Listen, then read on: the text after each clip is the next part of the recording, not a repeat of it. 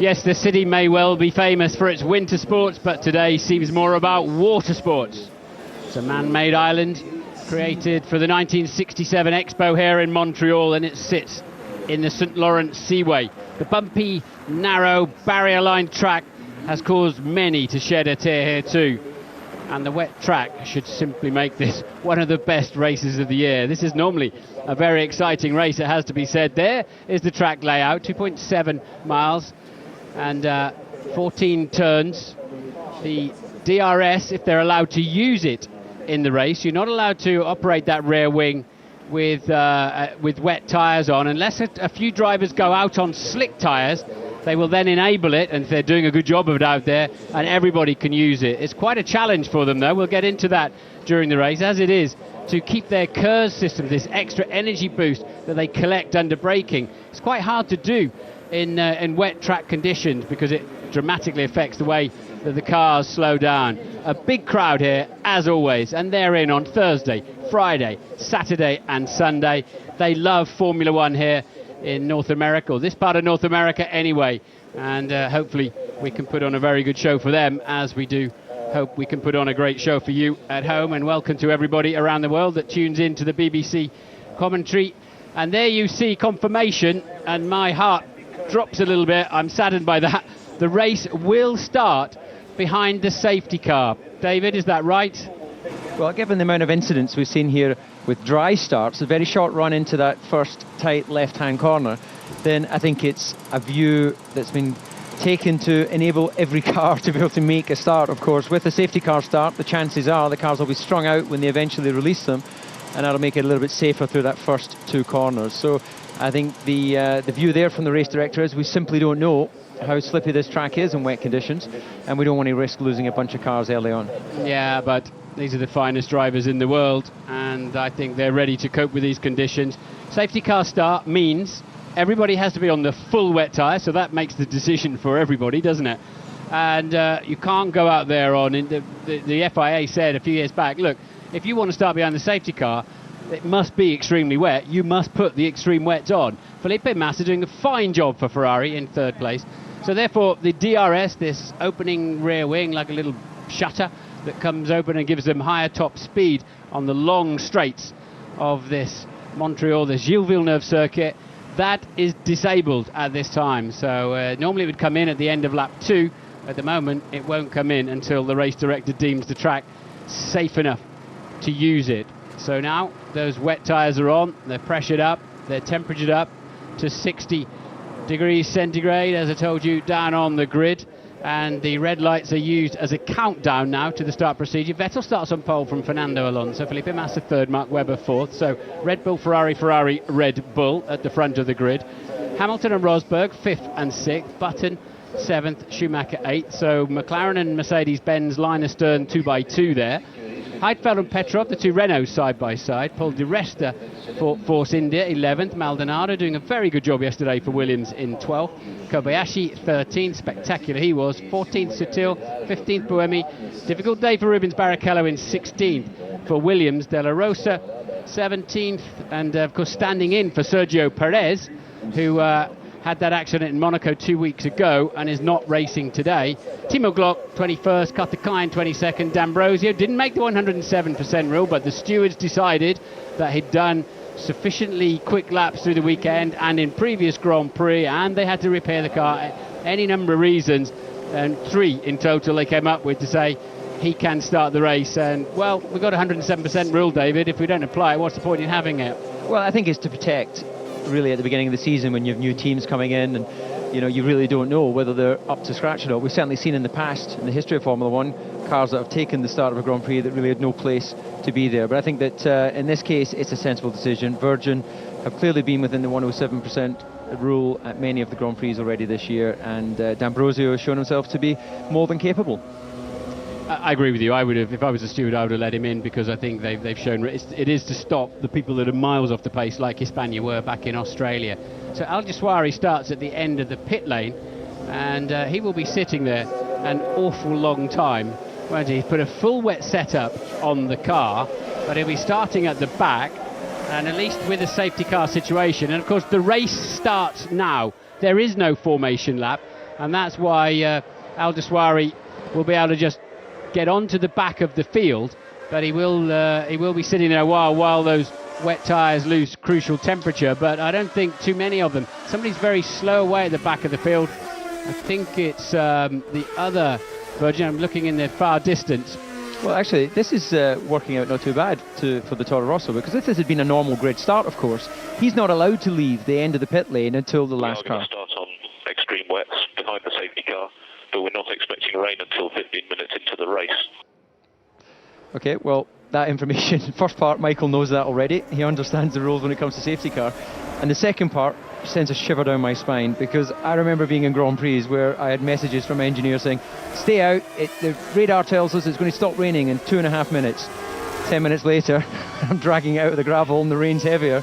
Yes. You cannot accurately give information like that. I think that's misleading to the driver. You're better saying nothing than, if you were to say, we know it's raining 100 metres from the circuit because we've got a guy standing out there, his head's getting wet, then that's good information. But to give radar information based on 50 minutes, that's a bit dangerous. So how quickly do you think, there's a confirmation that the DRS, the rear wing for higher straight line speeds, is disabled at this point because they're all on wet tyres, that's part of the rules. How quickly would you bring that safety car in? I think pretty much at the end of this first complete lap. Me too. I think the drivers, this is really good for them to get a sighter. They see where the standing water is. This track will dry out pretty quickly when you've got all of those cars running at speed. Yeah. And they'll be sucking the water literally out of the tarmac and chucking it up into the air. I started a race in Brands Hatch last weekend with my son in some Radical V8s, and it was much wetter than that. Couldn't see where we were going, but we were still going for it. I personally think the race should have started properly, but that's my view, and I'm not sitting out there. If I can just take the time to finish my sentence on the Toro Rosso, if they'd had to start from a normal grid start, he would have had to wait until the last car passes the end of the start-finish line, the end of the pit lane, before he would then be able to join the race. Of course, now he's able to run round right with the pack, and technically, as soon as he goes across the start-finish line, he can make a pass into turn one. So, double good decision from Toro Rosso, potentially. Yep. And we saw Alonso then trying the outside line of turn two, the karting line, some would call it, where there tends to be more grip, because where the rubber is laid on the racing line, put a bit of water on the top of it, and it becomes as slick as you like, slippery as anything you could imagine. So you tend to try and stay away from the normal racing line at that point. It has to be said that the TV cameras can always see better than the drivers, because you're looking down through a few meters of spray. They're looking along maybe through 50 to 100 meters of spray. So it does, rest assured, look a lot more difficult from the driver's position. Well, but it wasn't supposed to be easy. Yeah, no, indeed. But I think that's quite a good camera angle, because like the driver, the camera doesn't have a window wiper. It does actually have a little roll of film which will just move across any moment, I'm sure, and clear that screen. But this is one of the biggest difficulties in the wet. As you'll remember, Martin, it's visibility. It's not dealing with the reduced amount of grip, because we've all raced lower formulas that probably have less grip than a Formula 1 car in the wet. But not being able to see where you're going, not being able to spot your braking, is the big challenge in the wet. And the people that have the benefit, of course, at the moment are the first few cars running there. So we've got Vettel, Fernando Alonso and Felipe Massa, and then once you get past those first three cars, it'll be a blanket of spray running into the first corner. And 25 minutes past the start of the race, so in 15 to 20 minutes, as we said, 15 to 20 minutes, rain should be coming reasonably heavy. Now, as I was walking to the grid, I saw Paul from Red Bull being sent to the far end of the circuit. I think Red Bull have got 2 or 3 people out there, as I'm sure most of the teams have, weather spotting, checking the track out for standing water, but also looking at the sky, because obviously when the rain turns up, it comes in on a certain corner of the track. And Ted's got some news for us. Yeah, Martin, it looks pretty clear and bright down here in the pit. So I'm looking towards the weather is coming in from downtown Montreal, so it's kind of the back side of the circuit. I can't see anything at the moment, but 15 minutes is a long time. Just a sign of some teams readying their pit guys with some intermediates. So thinking maybe when the safety car comes in, to put intermediates on if they fancy a gamble. But just to go through the people who we know have sort of wet setups, the McLarens, as we've been saying early on, they've got a wet style bit of rear wing on, but pure wet setups. Al Dawsari, Di Resta. This is okay. I mean, it's wet, but it's normal. That's a rehearsed. Are you done on that, Ted? Yes, so of course Lewis Hamilton wants to get going because they've got a kind of a wet setup on that. But the other ones, Alguersuari, Di Resta, Heidfeld, both Williams, Barrichello and Maldonado, and both Virgins, D'Ambrosio and Glock. That you think went quite a long way towards a wet setup? Yes, we do, yep. So watch out for them when this safety car comes in. Well, interestingly, when we were talking with Sam Michael from Williams earlier, there isn't the big split between dry and wet setup around this circuit. One of the things that he reminded us of is the fact that on this circuit, very high top speeds, not so many fast corners, so you run less camber, which is exactly the same sort of thing you would do for wet setup. They're running, in the case of Williams, the same wings that they had in the Monaco Grand Prix, so they can't get any more downforce on the car, and clearly there's not enough standing water to worry about having to raise the ride height of your car. And softening springs and roll bars is pretty much a thing of the past. Downforce is still king in the wet, so it's just about trying to balance out any aero shift that you get when you put the wet tyres on. It used to be the case in some cars that when you put wets on the car, it would actually increase the overall downforce for some bizarre reason. Maybe it's to do with the way the air separates off the wet tyres. Yeah, I think it comes off the sidewalls. But the putting a set of wets on automatically raises the ride height of the car, doesn't it? So they can clear any standing water. It does indeed, Martin. As you well know, it raises that car up a few millimetres. I think it's about 5 millimetres. Yeah, and you've got the tread depth as well of the tyre, so overall it's a significant raising of that plank. Safety car is in this lap. Thank goodness we're going to have a race. And so obviously they're all in the order they lined up on the grid, and the lights will go out on the top of that safety car anytime soon, which is the signal to Sebastian Vettel that he will progressively become the pace setter, and he'll want to back it up a little bit so he can give that SLS, a car that if you drove it on the road would absolutely terrify you how fast it would go. And the Formula 1 cars are in second gear trying not to bump into the back of it. But such is the grip and pace and speed of Formula 1 cars, but not while they're behind the safety car. So we're on lap 4. All of these laps count in the Grand Prix. And of course they've saved fuel as well, but that doesn't matter anymore. There's no refueling during the Grand Prix. It means they can run higher engine modes later on.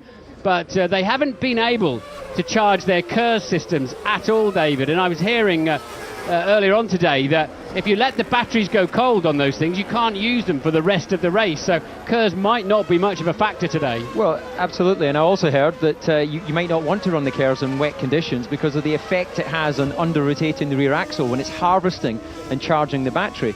But no rain at the moment, and this looks like we're gearing up here. Sebastian Vettel can control the pace now. The safety car's well out of the way, so he dictates the pace from this point on. And he's gone early. He's gone early, but Alonso's gone with him. There is no overtaking until they get to the first safety car line, which is there, and that is why Alonso fancied a bit of a look, and Vettel's gone too deep into the corner. Alonso's right behind him still. So they could overtake into that final corner, and Vettel knew that, but so did Alonso. Alonso goes to the right. Vettel has the turning point to the corner, though. And behind him, we got a McLaren right up alongside, and he touched. Webber is round. Mark Webber, and that's Lewis Hamilton. So Mark Webber keeps the engine running. He'll fall almost to the back of the field. And it was Hamilton getting right up the inside of him. He's always in the wars, is Lewis, and that won't go down very well. So this is on board then with Lewis. He's now behind the Mercedes of, we think, Rosberg. I think that's Rosberg in front of him. We'll see as they go Michael through. Schumacher. Yeah, it's Schumi then through. So, and Hamilton's Button's gone deep. Yeah, Button's gone too deep into the corner. McLaren's line astern. And Schumacher drives completely around the outside. So now Rosberg is in front of Michael Schumacher, and now the McLarens, and Lewis as well as through past Button, and fancies a look at the back of Rosberg. They're struggling so much for grip. They're all over the show trying to slow the cars down for the slow car. It's not about visibility. It's about no tyre temperature after cruising behind the safety car. Hamilton then up the outside of Michael Schumacher. Will he try and drive clean around the outside? There's a bit of room to breathe there, and further back down the field. There's Mark Webber. So he dropped a long way down the field, did Webber. And on board then with Hamilton as they head towards the last chicane. Lewis Hamilton, there's not a lot of space up the inside there. So Hamilton ahead of Button now. It's Rosberg ahead of Michael Schumacher, and we'll pick them up as they go over the line for the running order. Vettel leads by 2 seconds from Alonso, then Massa, then Rosberg, Schumacher, Hamilton, Button. And up in 8th place is Paul Di Resta, and still they're going at it there. Still Michael Schumacher defending hard against Lewis Hamilton. Rosberg then having a tremendous start up in 4th place. The 2 Ferraris now line astern. You'd have to say Massa looking slightly more comfortable, 3/10 quicker on that first lap. But Vettel absolutely bolted up front, didn't he? He's gone at the moment. Yeah, great start from Sebastian Vettel. It looked like he'd actually gone a bit too deep into that last chicane, but he found his feet into the first corner. And at this point, he's got clean air, good visibility, and he's using that to his advantage. Now look, Lewis Hamilton here on board. See Michael Schumacher having a bit of oversteer coming off turn 6. Good drive from the Mercedes though, and you see that McLaren isn't able to capitalise. But Michael getting off the braking, off the rubber on the way into that corner, but has a bit of a moment. So Lewis Hamilton will be well positioned as he comes out of the chicane in the run down to turn 10. We saw him on the previous lap look down the outside of Michael. Let's see if he tries the same line again. Michael goes to the inside. Once again, Lewis gets wide and Michael comes across. You can see he's pushed Lewis wide. Yeah, and Lewis will lose out to Button. And will he lose out to anybody else? And Michael very much squeezed him onto the grass there. Did he push him onto the grass? We'll have to have another look at it, but I don't think there was any bad play going on there, as Alonso then really struggling to keep Massa behind him. Vettel's got half the pit straight advantage now. And this is a replay of the start, because they could overtake into the last corner, because that's the first safety car line. Vettel nearly outbrakes himself, and there then is the contact behind between Hamilton and Webber. Will there be any steward's inquiry on that one? And Button then back ahead, and this is a replay then from on board with Lewis Hamilton. So Mark Webber gave him space. He gave him space, you're absolutely right. He gave him space, and then Lewis just sort of understeered into him, didn't he? Incredibly difficult conditions for both the drivers. We can actually see, Martin, as we're watching that, and Marshall is out in the middle of the track at the last chicane picking up a piece of debris. He's thankfully safely out, as we see Mark Webber now facing the wrong way, getting a view of the racing field that he didn't want to see today, and able to rejoin. But very disappointing start from Mark. Now this is where Michael started to take his line for the corner. Lewis was skating down the outside, and he's lost that place to Button, but he only lost 1 place. He's 3.3 ahead of Kobayashi. Vettel leads by 4.2 seconds now, and Alonso struggling in these conditions. You almost sense that if Massa passed him, he'd be gone. Rosberg looking more comfortable. Now they've dropped the McLarens as they are now squabbling with each other. Kobayashi just behind them. Heidfeld 9, Maldonado 10. Paul Di Resta has dropped down to 13 somewhere, and we're watching Mark Webber. No, that's Sebastian Vettel has missed the chicane. Yeah, Webber is in 12th place. So Vettel then, that's down at 8 and 9. He went straight over the grass. He picked a place where there's runoff, so that was fortunate.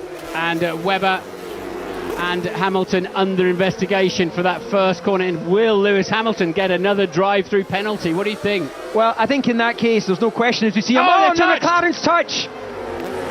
That is, well, Lewis Hamilton obviously with suspension damage, puncture. I'd be surprised if he makes it round to back into the pits. But the problem in those conditions is Jenson Button can't see in his mirrors. There's so much spray coming off the front axle that any visibility you have is just cancelled. And this is just incredible. It was Lewis seems to be touching with Michael, or almost touching with Michael, and then getting together with his teammate. Will there be a safety car? Well, it's a suspension broken, isn't it? Oh, no, it's just a wheel rim, isn't it, more like? It looks like he went against the pit wall. Let's hear what Jenson thought. What is he doing? I don't think he'll get an answer to that question. I think he was trying to pass you, Jenson, but Jenson, obviously, as you say, you can see nothing out of those mirrors. They're about... Safety car out. Safety car is out, I would imagine, because of the debris on the pit straight, would you say? Well, there's no question about that. The other thing is, why has Lewis parked the car in the middle of turn 5? You know, he had an opportunity in the way into the second chicane to park it. He had an opportunity just before that barrier to know where to park it. And this is difficult times for McLaren. It's hard enough out there without running into your teammate. You had that a couple of times at McLaren, didn't you? You and Mika? It is the one thing you want to avoid at all costs, is crashing your teammate. Unfortunately, I took Mika out in Austria when he was in pole position, and to add insult to injury, I finished second in the race rather than winning it, so it was a double whammy of disappointment. But you're right, other than sort of parking it across the start-finish line. Button in the pits, he's coming in under safety car, so Jensen Button coming in either for checks on his car, so get the replay. So Lewis comes off the last chicane much faster. Jensen's making his way on what is the normal line, and it was the merest of touch, wasn't it, actually? Well, Lewis will say he should have seen me coming. He was slow off the corner. Intermediate tyres, were they not, going on the McLaren there? Hopefully Ted was down there. We'll try and find out. But it looks to me as if Jensen's gone early on a set of inters, which, providing he can keep temperature in them. Ted? That's absolutely correct. Yes, Jensen Button has gone for intermediates. I think McLaren feel that he's already so far down the field, they might as well try something different, and no sign of the more rain at the moment. Ferrari also out in the pit lane. Thanks, Ted. So, Button then the first man onto the inters. Here's another replay of the contact. Well, here we are. You can see that Lewis gets a much better drive off the corner. Could have used Kerrs there, and then obviously Jensen comes across to take the normal line, which is to pull across towards the pit wall, and he's unsighted. I would love to get some, well, here's the view from behind. Now he's right up in behind there, probably deploying Kerrs, and then at that point, when he committed, then the gap just reduced. So there'll be an interesting debate between the drivers as to who was in the right and who was in the wrong. But the bottom line is, Jensen, if he's not looking in his mirrors, won't know that he's pulled up alongside him. He knows he's there.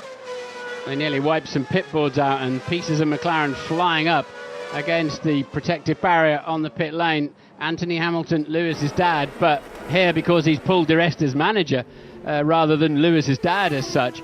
So no further action on that first contact for obvious reasons. Is there any damage to the car? Jensen, everything looks okay to us. We can see no damage. Well, those two always say they're the best of friends, and it's a big love-in at McLaren. I've always thought it would only last a certain amount of time, that one. And I think there'll be some stern words afterwards. Lewis will say, I had such a better run than you. You must have seen me coming, and you moved over on me. And Jensen, we know what Jensen thinks. What is he doing? Yeah, I don't think you'll ever get them agreeing on that one. But there's one thing that is a fact, and Lewis Hamilton is out of this Grand Prix. Yeah, and just to confirm then, that contact between Hamilton and Webber down in the first corner is no longer under investigation for obvious reasons, because Hamilton is parked on the outside of turn 5. Mark Webber's got himself up into P9. There's Lewis. Crash helmet off, so normally if you're feeling a bit guilty, your crash helmet stays on, doesn't it?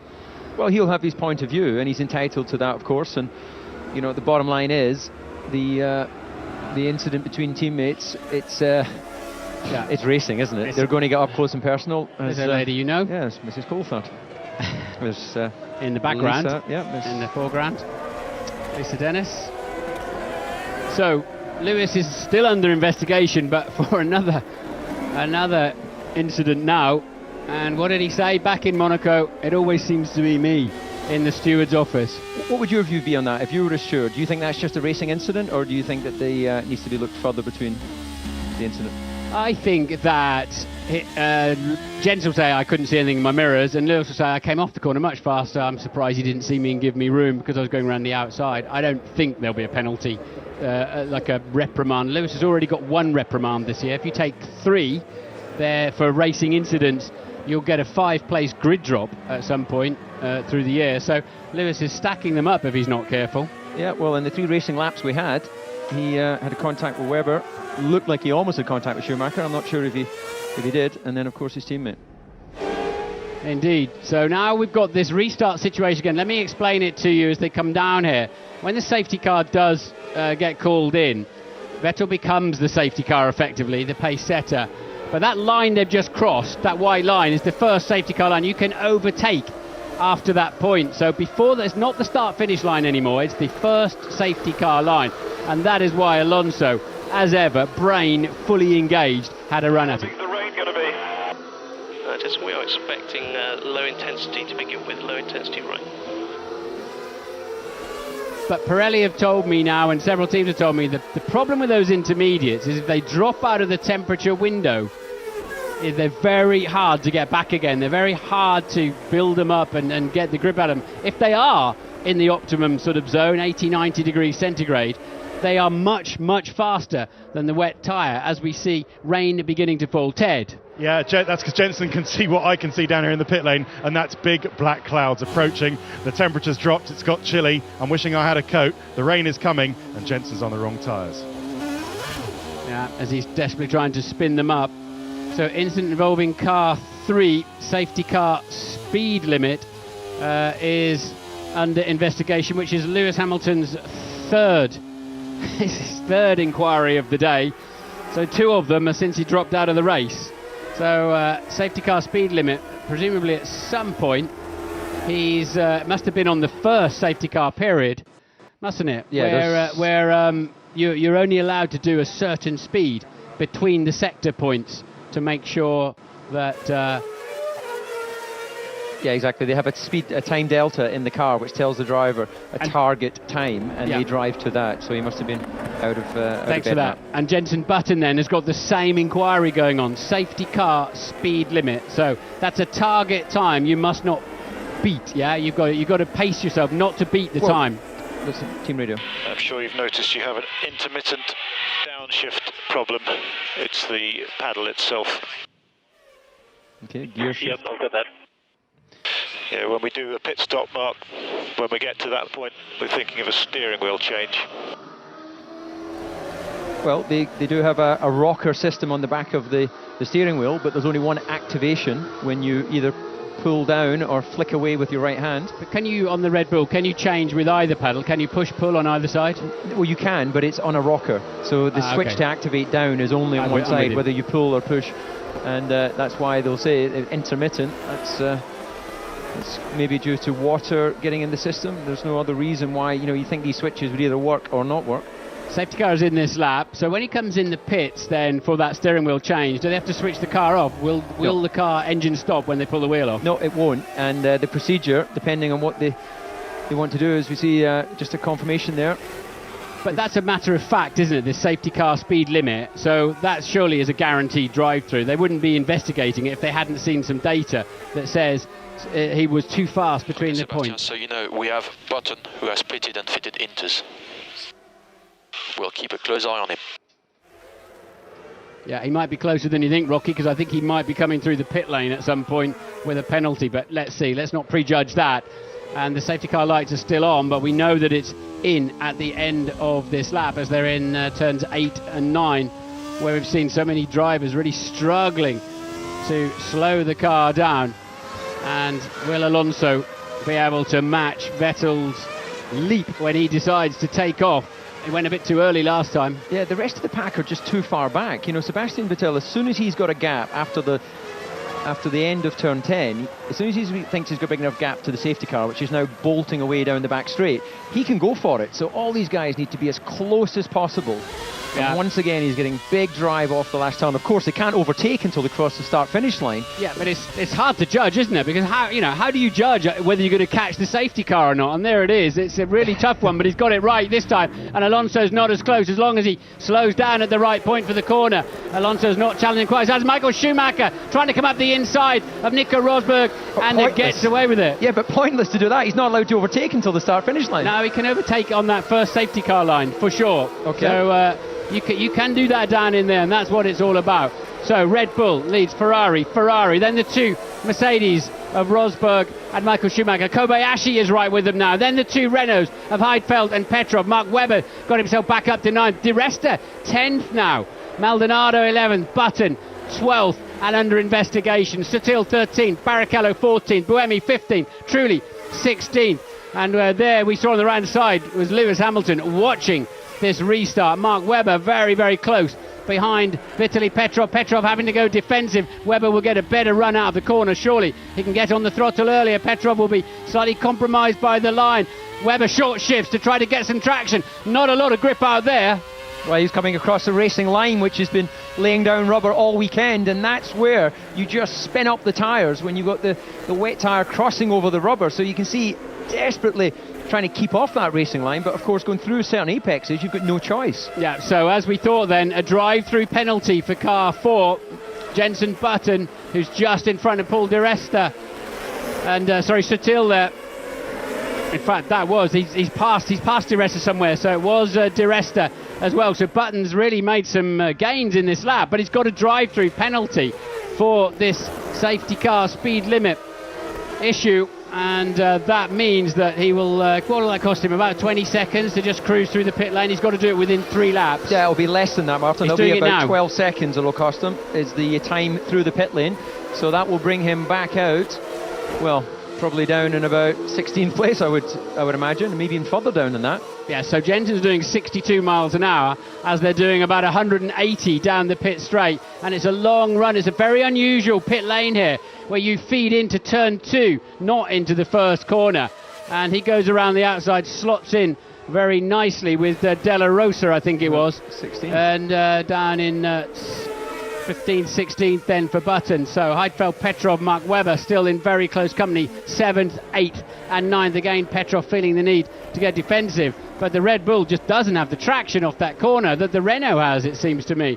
Rosberg still leads Michael Schumacher then, and Di Resta just about hanging on to Mark Webber there, just going through the back of your picture now. And for sure the Renault's got better traction than Red Bull. That's unusual, isn't it?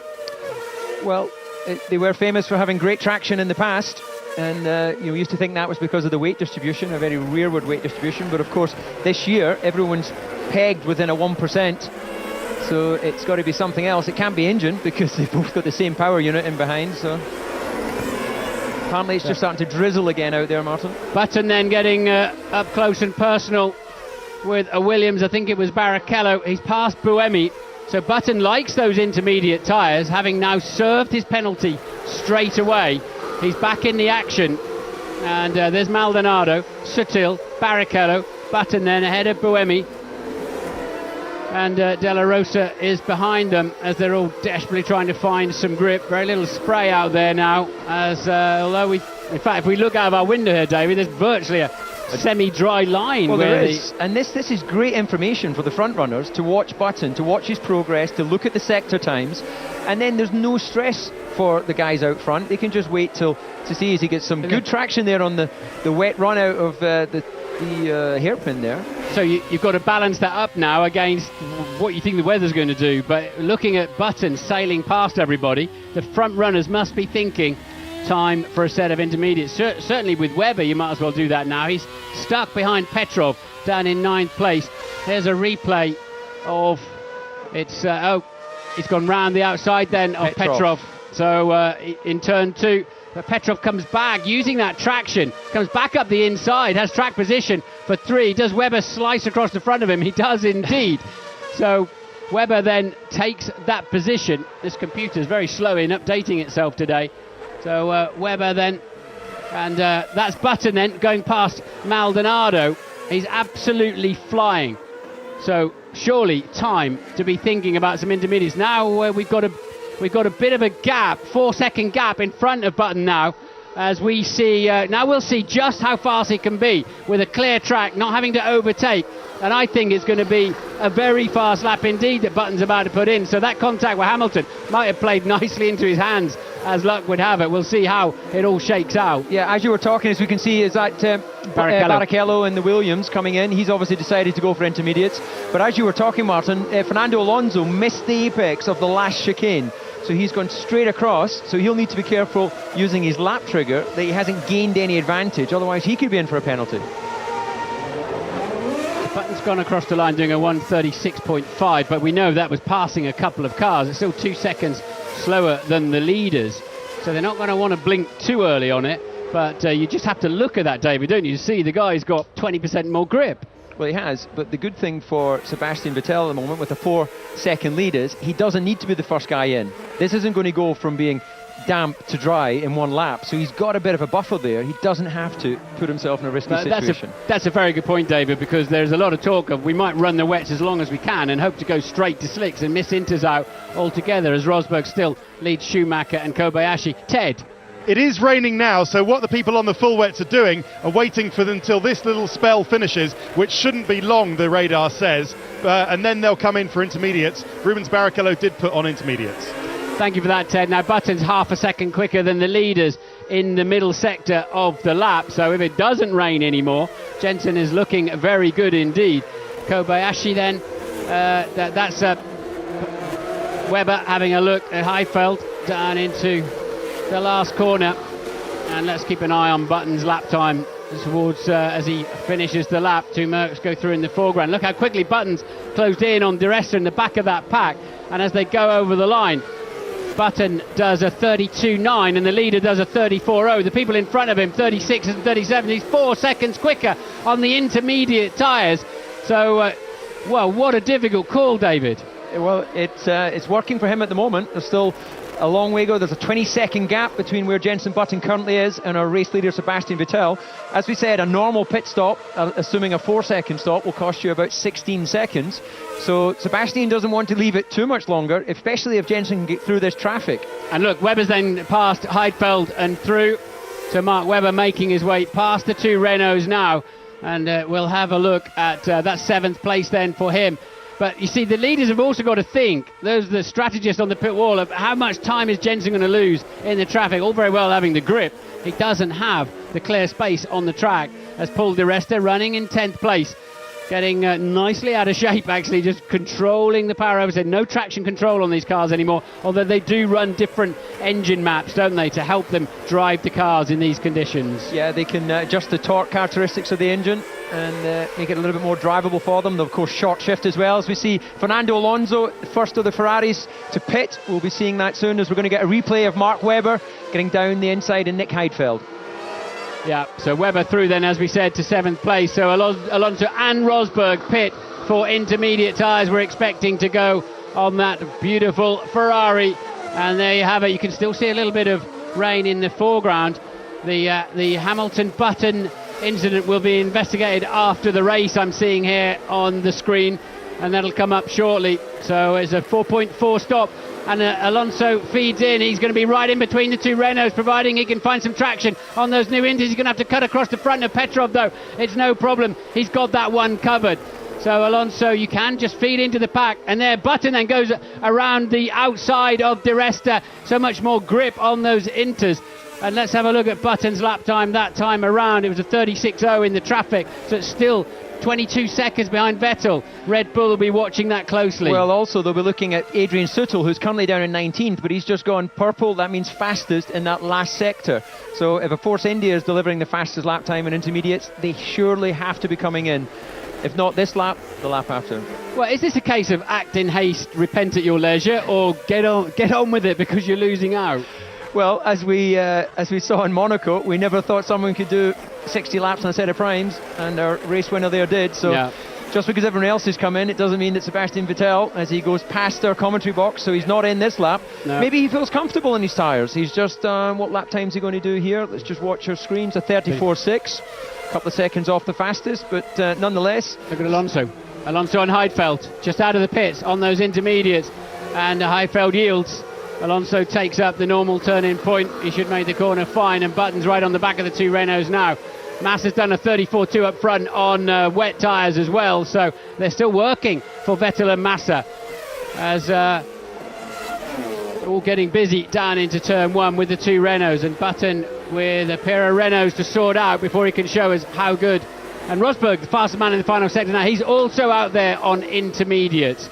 So let's just confirm who's come in and put Inters on at the moment. Fernando Alonso, Jenson Button, Nico Rosberg, Michael Schumacher has just pitted. And then further down the field, we've got Barrichello and 4 or 5 others that have been in now and changed their tyres. But Button can't find his way past the traffic. Well, Petrov started off in ice racing and ladder racing, I believe, in Russia. So he'll certainly know how to handle these conditions, but Jenson Button gets a much better drive off turn 7, and that is a fairly easy pass as he breaks down under the bridge into turn 8. But look how hard it's raining, David. It is now, yeah. Surely Jenson's going to start struggling now. You've got heavy spray coming off and some aquaplaning there. The intermediates. We've got Webber going wide. How heavier the rain's going to get. What do you think about the tyres? Well, it starts to be a little bit more oversteer, but it starts to rain now. Other rain is coming, so not sure it's a good idea to stop and put intermediates. So Inters are now a liability. Jens will be lucky to get back to the pits. He'll have to come in for wet tyres, surely. We've got a safety car out. So safety car is deployed. I haven't seen any incidents at the moment. Nothing showing up. We've got Fernando Alonso pitting under the safety car, so he's first to blink, and He'll go back to wets, presumably. Yeah, indeed he will. But this is working out pretty well for Sebastian Vettel. Felipe Massa appeared to miss the opportunity to come in, and he went past. So Alonso then, let's look at the colours on those. And Button does indeed pit. Well, that was short-lived, so by not reacting too quickly, Vettel and Massa, Kobayashi up front, Webber too, Heidfeld, Petrov, Di Resta, it's all worked out beautifully for them. So Vettel leads from Massa, Kobayashi, Webber, Heidfeld, Petrov 6, Di Resta 7. Michael Schumacher did pit and put the Inters on, and there he is. But why have we got a safety car? I think it's just a downpour. I don't see any car stopped on the track looking at our circuit guide. And clearly, the race director, Charlie Whiting, had preempted a big incident rather than waiting for it, which, in fairness, that's something that the drivers and the Driver Association are always pushing for. Don't wait for one of us to have a big aquaplaning crash before you then stick out the safety car. Yeah, but that's not fair on those that have stayed on the full wet tyre anticipating the heavy rain, is it? Well, you can send your complaints to FIA. In Paris, I believe their offices are, Martin. And we have one of the Red Bulls in. That's Sebastian Vettel has pitted. So presumably, because the safety car hasn't picked him up yet, he's the race leader. He gets a free pit stop effectively, doesn't he? Yep. So they'll put a new set of wet tyres on that. He's got 3 sets available for the afternoon. And on they go. And because the safety car goes out and picks up the first car, it hasn't picked up the leader yet, but the safety car's half a lap away. Quick thinking by Red Bull. They've worked out, as Webber pits as well in the sister Red Bull car, they've worked out that Vettel with a fresh set of wets comes out immediately behind Felipe Massa, who will now be leading the Grand Prix. So Vettel's got effectively, although he's lost track position, he's had a free pit stop, hasn't he? Yeah, but Mark Webber, as we see there, pitting for his pit stop, putting another set of the full wets on, was very slow at the pit in. I wonder if he's got a problem. Maybe it was that down change issue. Did we see him change the steering wheel there at the pit stop? Well, we think we did change the steering wheel. Would he be on this safety car speed limit thing, David? Would he have arrived a bit too fast and had to just lose some time as he comes out in front of the Mercedes there? And we'll see how this all unravels when the safety car picks them up, Ted. No, it was actually the downshift problem that slowed Mark Webber down, as we know, with the steering wheel, and they did change the steering wheel. It's absolutely chucking it down in the pit lane now, and the people still on Inters are Buemi, D'Ambrosio, Sutil and Michael Schumacher. Thanks, Ted. I think they might be trading those in anytime soon. I don't think they get much for them at the moment, but they might be just a ticket later on. Long way to go in this race. We're only on lap 21 of 70. Safety car is out, and the safety car will now pick up Felipe Massa, who leads the Grand Prix. He's coming in. Felipe Massa has pitted. Right, so he gets his free stop then, and then presumably he'll lose track position again to Vettel, who comes through the last chicane. And Massa then, big board to say, turn in here, everybody's waiting for you, pleased to see you. Very calm getaway there.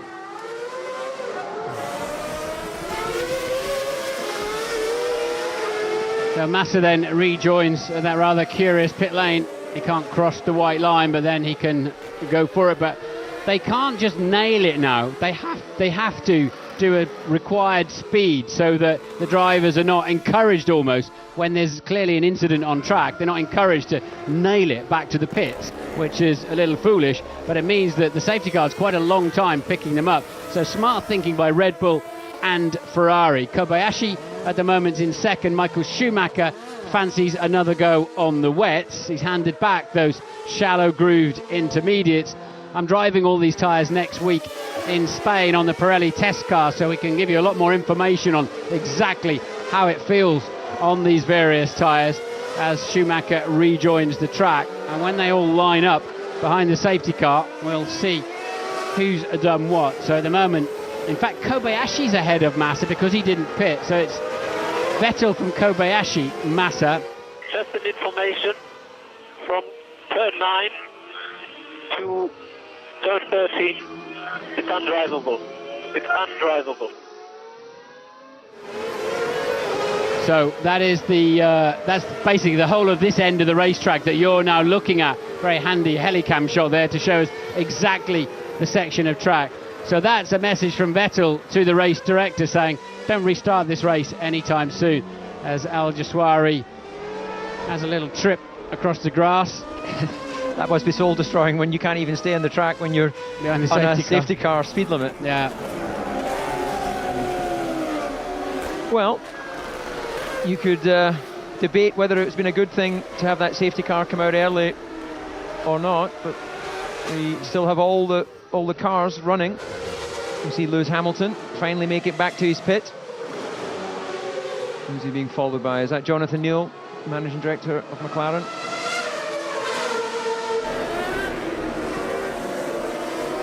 Let's have a look then. This has hurt Alonso, of course. Alonso, who's now made 2 stops, because he did go quite early to those inters. As they're all queued up then, it is Vettel from Kobayashi, Massa, Heidfeld and Petrov, 4th and 5th for Renault. Di Resta, 6th. What a job he's doing. His first visit to this circuit. Challenging conditions in the extreme. Mark Webber is 7th. Fernando Alonso now down in 8th, having been running a strong 2nd. De La Rosa, 9th for the man, of course, who developed the Pirelli intermediate and wets. He was the Pirelli test driver. Again, an update. There's so much water. You cannot restart the race like this, because for the first car, it is already too dangerous. For the car behind, he doesn't see anything, so blind he goes into the water, aquaplanes, and smash the car. Understood. We'll pass on the information. Well, his engineer Rocky, he won't need to pass that information on. Charlie Whiting and his team up in race control will be hearing that radio broadcast. So the reason why Sebastian is so clear and specific in describing it's undrivable is that he knows that that message will be listened to. And as the lead car, then it's very difficult for the race director to do anything other than leave the safety car out in these conditions. Health and safety gone mad? Or, I mean, you have to take Vettel at face value, don't you, on that? Absolutely. It's lap 23 of 70 racing laps. There's no way he can reasonably expect there's going to be a safety car right to 75% distance where they could call the race, or full distance. So, as we see Herbie Blash and Charlie Whiting there, looking a bit camera shy, but they're the men that will make the call. And they have to rely on Ben Mailander driving the safety car and information from the drivers. And the problem they have up there is that every driver in that field, and we have 23 runners still, only Hamilton is out of the race. They've all got different perspectives on this, depending on where they are in the race, what tyres they've got on, and whether they want this race restarted or not. So they have to filter all that out somehow. Ted? And it's still chucking it down here on the pit straight, and no sign that it's going to clear anytime soon, Martin. Just a thought on the tread blocks. I've been having a look at the tyres when they came in, the Red Bulls and the Ferraris. The tread blocks were actually okay, so plenty of tread left on the full wet tyre, and that's how the likes of Kobayashi, Heidfeld, Petrov and Di Resta have been able to stay out on track. But of course those tread blocks will wear down and they will have to pit sooner than the guys who put on fresh wet tyres. Thank you for that, Ted. So it worked out well for Vettel particularly, and Massa to a large extent, except he's now got Kobayashi between him and the race leader. Kobayashi on the used tyres, so more intensity of rain expected. It's said for 20 minutes at level 2, whatever that is. Presumably that's level 2, and then it's going to drop to level 1. So just to remind you why Kobayashi's up in second place, he has not stopped at any time. He hasn't come in for fresh wets, or he didn't jump too early and go on to the inters, because Button and co were definitely showing inters with the right tyres to be on. So the weather forecast was more important than the tyre choice, David, there. It was, Martin, and I'm sorry, I was trying to do a little bit of research whilst you were entertaining our audience, so I didn't fully catch your point there. It was really very interesting. I'll tell you later. You'll be amazed when you hear it. So we're hearing that Sutil is still on intermediates, which is adventurous. He's at 13th at the moment. Right down to the hairpin. The run up to the hairpin. So well, but you can't see anything at all. But it's just accelerating all the way. Yeah, okay, Jensen, I understand. We'll pass that on to race control. Jensen, we're expecting 20 more minutes of this intensity rain. You've got to love the calm voice of the engineer delivering the message to the driver. Jenson Button currently running in 10th place, and if he's complaining like the race leader, then I think it's very unlikely, as the rain looks like it's actually getting heavier out there. Look at the amount The of track's rain. wet up this end now. Absolutely. That was Dave Robson there, Jenson's engineer, and I can see the safety car being out a while now, because looking out of our window up this end, when they stuck the safety car out there, you have to say, out of our window here, it looked perfectly acceptable, didn't it? But it's now spread across the entire 2.7 miles of this semi-permanent racetrack. It's a road around the casino. Some of it is pure racetrack, the rest of it is used year-round. And any thought they might even throw a red like they did in Korea and just stop it for a while? I think that's a possibility. With this level of rain, it's you could argue we're not, well, red flag. There you go, Martin. They've responded to your information. Yeah. I should do the lottery, shouldn't I? I might be able to win something on that. So, it is a red flag situation, and we will now go through that procedure that we saw 2 weeks ago in Monaco, where they have to have at least a 10-minute notice of a restart. The race is effectively suspended.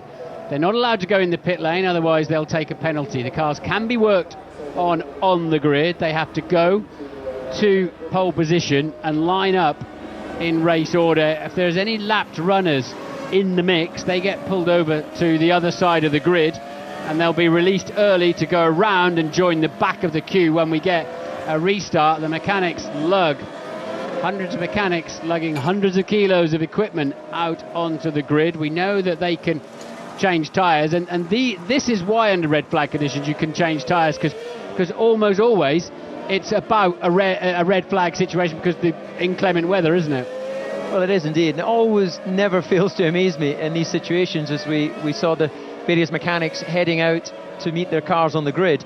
How few of them ever have a raincoat or anything. It's as if it comes as a huge surprise that you have wet weather in Formula One. You're going to, obviously the mechanics are all covered in fireproof overalls like the race driver, so that's going to gather some weight as they stand out there on the rain. So the safety car will bring them up to the red flag line, which they all have to line up in single file, but they're not quite doing that, are they? Well, the drivers don't always know the rules at this point, do they? They're quite complex. You can see the red flag line and Sebastian Vettel positioning himself right on it. So the race then is suspended. Eddie Jordan, what do you think of this? Well, there's no doubt about the safety aspect of stopping the race in this particular, because the rain was torrential. My issue is, guys, I really have an issue with the way the race was started. I cannot for the life of me believe that we started under a safety car. We were stolen almost, you know, the excitement of a race under lights into the first corner here in those conditions. I do not accept that this race should have been started under the safety car. Maybe I'm probably the odd one out here on this. Yes, it's different when you're in the car than when you're on the pit wall, but if you're going to have the opportunity of pulling a fast one like we used to do in the past, then I just have a concern about the way it is at the moment. Well, it seems that both yourself and Martin have a gripe with the rules, so maybe you can put both your letters in one envelope and save on the postage. Yeah, I don't think I would have started under the safety car, but it looks like contact there, but it's just dirty, isn't it? And different levels of carbon, different types of carbon there on Vettel's car. But so now they've got to get those tyres in blankets as fast as they can. They were fresh wets. They've only got 3 sets of those, so what they might do actually at this point, David, is put the 3rd set on that are in the blankets, would you say, and then take those off and reheat them. But you don't want to cook them too long because the rubber just starts to cure, doesn't it? Yeah, it does, but they would have only have put those tyres on ahead of the race. So I think Ted has Christian Horner. Yeah, it's just come down into the Red Bull garage. Christian, seems like they listened to Seb. It's almost like he was giving an interview on the radio, wasn't he, telling about the conditions down there? Yeah, I mean, it's just way too dangerous. I mean, Charlie's done the right thing to stop the race. Conditions like these, the drives are just absolute passengers. The water picks the car up. They've got no drive, and you know, an accident's so easy to have, especially with the wall so close. So absolutely the right thing to stop the race. Do you think it was the right thing to start the race under the safety car? Yeah, I mean, the safety car stayed out, quite a long time to give the drivers a chance to get their eye in. Maybe it could have come in a lap earlier or so, but it was the right thing to start the race. I mean, the drivers haven't seen any wet conditions here. The walls are so close, so I think it was the right and prudent thing to do. I don't ask this question very often in the middle of a race. How's your race going? Well, so far we've made the right calls. We had an issue with Mark's car with a downshift, so they changed the steering wheel at the pit stop as a precaution. Seems to have tidied that up, but yeah, I mean, up to that stage we're looking pretty comfortable. We're just trying to look after the tyres and monitor the weather, but unfortunately the satellite was right and the rain's come down pretty heavy. Okay, and last one, what did Mark say about Lewis's move? We didn't hear too much from Mark, but it was obvious on the replay that he was just a complete passenger. So I'm sure when we speak to him now that he'll be it's the right thing. But unfortunately, then Lewis had another accident. Okay, thank you very much. Back to you, Martin. Well, we were hearing somebody saying they're not in the right order on the grid, because I think they should all line up in a line. And then, as I say, lap runners separated out of there to get them out of the way on the restart. No sign of a safety car restart I think they will start. They have to start now under a safety car. Well, it's significantly wetter than when they started the race, quite obviously. And from our commentary box, looking down at the chicane, the apex of the last chicane, the curbs, they call them negative Vallelungas, and they are completely submerged with water. It doesn't look like there's any more drainage capability. We are sitting on an island in the middle of the St. Lawrence Seaway, so there's only so much water you can actually get off this island into the water that's surrounding us. Yeah. It's the first time this race has been rain affected for 11 years. Normally it's pretty warm here, isn't it? 2000 when it was last rain affected. And it's unusual to see a red flag these days. The safety car covers just about everything, but that's 2 consecutive races now that we've seen this situation. Well, it is indeed. This track is no stranger to safety cars, though. In the last 13 years, we've had 19 safety cars. Last year was unusual in that we didn't have any at all, but and this level of rain, I know there'll be people at home who are trying to understand if these are the best drivers in the world, why are they not out there? Well, as far as I'm aware, none of them are also stunning America's Cup potential captains, and these cars are just not designed to drive in these conditions. And you get a separation or no separation between the wooden plank, which is below the chassis, and the ground, and then it just aquaplanes. And I think that as difficult as it is to have safety cars without incidents, in this case there's no question it's the right and safe decision. We just need to hope now, as we can hardly see beyond the edge of the circuit, that there's so much grey out there, Martin, but we just need to hope that this picks up some wind and takes this horrible weather away quite quickly. So we see now, as I said to you earlier on, they use the 5 red lights that start the Grand Prix as a countdown in this phase to let the teams know where they are in the sequence. And everybody must be on the wet tyres, the full wet tyres. What can we see on that steering wheel? I presume that was Felipe Massa pushing his radio switch. Didn't hold the position long enough, but maybe he was just communicating with his engineer. Yes, you're not allowed to try and steal a march by restarting on intermediates. We saw back in Fuji a couple of years ago where Ferrari had to come in and change them. They were against the regulations. Actually, I'm surprised they weren't penalised, because it's absolutely clear you have to start on the full wet tyre if it's deemed to be. And the safety car then has pulled away, and we are back in racing conditions here on the Ile Notre Dame in the St. Lawrence Seaway on the outskirts of Montreal. And it's Sebastian Vettel who leads the crocodile that must now follow the safety car. And again, David, how long do you suspect that safety car will be out? Well, I think the conditions are very similar to what we saw a couple of hours ago when the Grand Prix first got underway. So I would expect him to go once past, maybe maximum twice past, just to allow everyone to get their cars fully up to temperature. That may be a point that's been discussed that we've not heard on the radios, that because the cars have been sitting there, they would have been plugged in to keep engine temperatures and things like that, but there may be other other aspects of the car that the drivers have communicated to Charlie Whiting that they want at least 1 or 2 laps behind the safety car before releasing. And the fans jumping up and pointing, it's a racing car. Wow, we haven't seen one of those for a while. They are still in town, and we're getting ready, hopefully, for some full speed action sooner than later. And let's see, I mean, it's a completely different picture out there. It's almost as if the island was sinking, wasn't it, an hour ago? But it's emerged again. 2.7 miles this racetrack, 14 corners, 5 of them are left-handers, 9 of them are right-handers. This is the hairpin down at turn 10 that's seen so much action over the years, and the fans are always there to support the drivers. It's a wonderful feeling as a driver down there. They've thinned out a bit. Some people are out the back of the stands and waiting to come back in, or given up on it. But that's the spray that Vettel's getting off the safety car.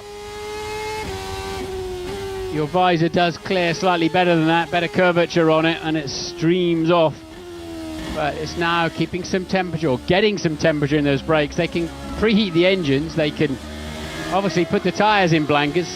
It's down to the driver to manually get some heat back in those brakes, and it's such a difficult decision, isn't it, to know where to brake, where, just how much grip and how much stopping power you're going to have when the race does get underway. Yeah, it's a journey into the unknown. It was the past memory they had was of a certain level of water on the track. They're now on fresh tyres, which potentially will give more grip once you get all that release agent that allows them to be taken out of the moulds once they're manufactured. So they'll be trying to evenly build up the heat between the front and rear tyre. Easy to get temperature in the rear tyre, of course. You can just unleash as much power as is possible and spin up the rear tyres, but getting heat in that front tyre is tricky. You don't want to be weaving too much, but you want to be building brake temperature.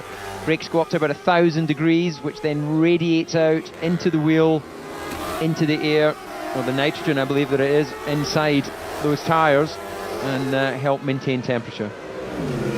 Yes, a driver's job, especially in this phase, is all about heat management. They're heating engineers, aren't they, in terms of getting everything settled down where it needs to be. Just a reminder, as we look at the rear wing, there'll be no DRS available. That's at the discretion of Charlie Whiting again, and the stewards up there, or Charlie Whiting actually, will decide when they can have that. So you won't be seeing any moving rear wings until a few laps into this race at least. And thank you so much for staying with us back at home. We are transferring to BBC 2 at 9 p.m. local time, local to you in the UK. So please do transfer over with us very shortly, in a few minutes time. But there'll be an overlap of BBC 1 and BBC 2, as I understand it. But meanwhile then, we're waiting to see the all-important sign, safety car in this lap. That is the wording I want to see up on the screen, as I'm sure you do at home. We're now in lap 28 of this 70-lap race that should be done by Wednesday if we're lucky. What's interesting, Martin, coming back to a point you made earlier, these high shots make it look completely clear. Get on with the racing. But I'm looking out the commentary box window, which is right down the back of the start-finish straight, and you lose the cars into the wall of spray. So the two camera angles can be so deceiving. Yes, because as I said, the camera looks through 2 or 3 meters of spray as it's looking down, whereas you look through 100 meters of spray as you're following another car. It's just like being out on a foggy night and you can't see your hand in front of your face. There's a better idea of what you're talking about there, David, with that camera angle now through turn 5. Right, the drivers will be getting warmed up now. Their heart rates will be climbing again back into their optimal working condition. Temperatures will all be stabilizing, and they'll all be nervously waiting for that message that safety car will be in. Is it going to be this lap? I don't think so. They're just coming through. So what are they 8 and 9. What are they looking for then? Presumably there's a bit of radio transmission going on that we're not party to at the moment. the driver's giving a point of view, but what would you be looking for now to say whether they could go? Because it looks like it's ready to race to me. Yeah, there's definitely not an issue there with standing water as we speak. It's about visibility. So we're not getting the radio transmissions from the drivers. So the guys in the middle here, emerging from that spray, will be presumably saying it's too wet, it's too much spray. Hopefully we'll not have too many more laps of this. Shouldn't they drive accordingly then? Yeah, well, you are absolutely right, but sometimes you need to save people from themselves. I think all these guys, when push came to shove, would go racing in any conditions, but they're strategists as well as race drivers, and they've got to use all the tools at their disposal to try and claim those 25 points. And if that means giving a bit of misinformation to the race director, then so be it. Lap 29, Stefano Domenicali there, watching the screen intently. His drivers are Felipe Massa 3rd, Fernando Alonso 8th at the moment. It's interesting looking out the commentary box there as we go on board with the safety car. Kobayashi looks ready for it. He was right up the rear underfloor of Sebastian Vettel going through that last chicane there, so he's good to go. Yeah. How's the visibility at the minute? How is the visibility? Okay. Short and sweet. 2 letters. It's okay. No sign yet that the safety car is in on this lap either. That was Massa then, who's 3rd on the road. So just to remind you that on a safety car restart, they can start overtaking after the first safety car line, which is before the last chicane. And we've got a Lotus then of Heikki Kovalainen cruising round at the back. It sounds like a slipping clutch to me, David, or something like that. He's revving the engine, but it's not moving forward. So is that a transmission issue there for Kovalainen? Yeah, it doesn't sound like he's got any control over that, does it? It could be hydraulics. So. He was running 21st, but he's now right at the back of the field. He's going through. I don't have hardly any drive. Okay, copy that. Just stay in gear and box. Yeah, so it's I suspect it's a slipping clutch. Safety car goes around again. Can Kovalainen coax the Lotus back to the pits? And just to remind you, all of these races count, laps count for the race behind the safety car. The clock is running again. We've got a maximum of 1 hour and 5 minutes of racing available to us with 40 laps to go. It's going to be nip and tuck, isn't it? Depends on the lap times that they're doing. And if we get any more heavy rain or safety car periods, as to whether we run out of time before we complete the 70 laps. And still my eyes are focused on this computer screen in front of me, and still I don't see safety car in this lap. I see track temperature 17 degrees centigrade, air temperature 18 degrees centigrade, humidity 89%, and the pressure 1007 millibars. And we see an increasingly drying track. Come on, get that safety car in the pit lane. Let's see what these drivers have got to show us. Well, in my calculations, Martin, if they were doing the same lap times they were achieving before the initial red flag, we've got about 61 minutes of racing with 1 hour and 4 as we see the Lotus of Kovalainen driving into the pit lane.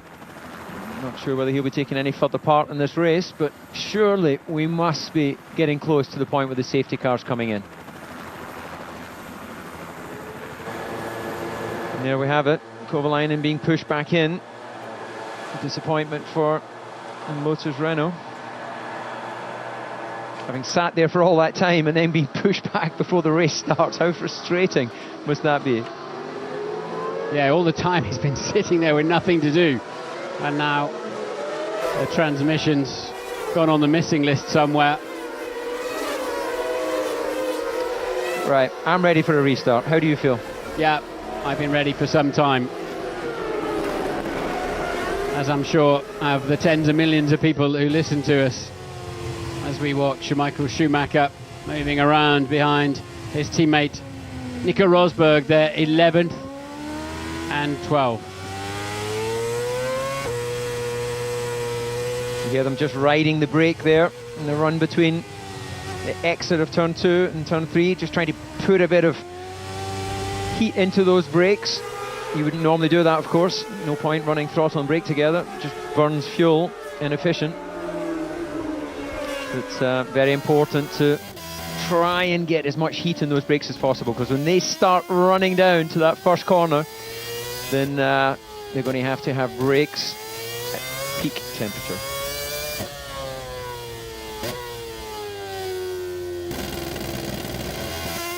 And welcome to our BBC Two viewers. Thank you very much for staying with us and moving over to the BBC Two channel.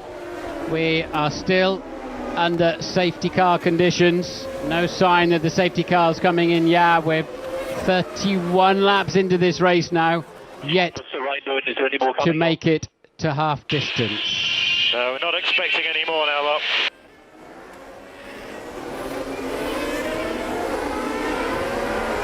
And thank you very much to the BBC One viewers. We are now moving over to BBC Two as we await the safety car to make the decision. Over, and he goes round again.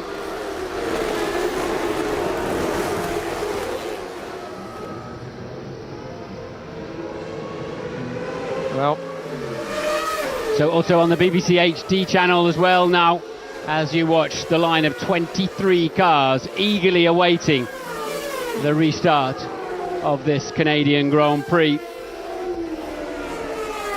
Just to remind you, Lewis Hamilton is out. He's the only retirement. Made contact with Jenson Button. If you've recently joined us, his teammate, and suspension damage as he hit the pit wall. Pieces of his car flying up and hitting the pit boards that the mechanics were holding out. Very close encounter with the pit wall. And Ted, what's the weather looking like from down there? It's bright sunshine now in the pit lane, and more drivers I'm hearing on the team radio feed have been on the radio saying it's fine to get going. Okay, the drivers think it's fine to get going. We think it's fine to get going, but that's not the message we're getting at the moment. And still no sign of any change in that. So just coasting around.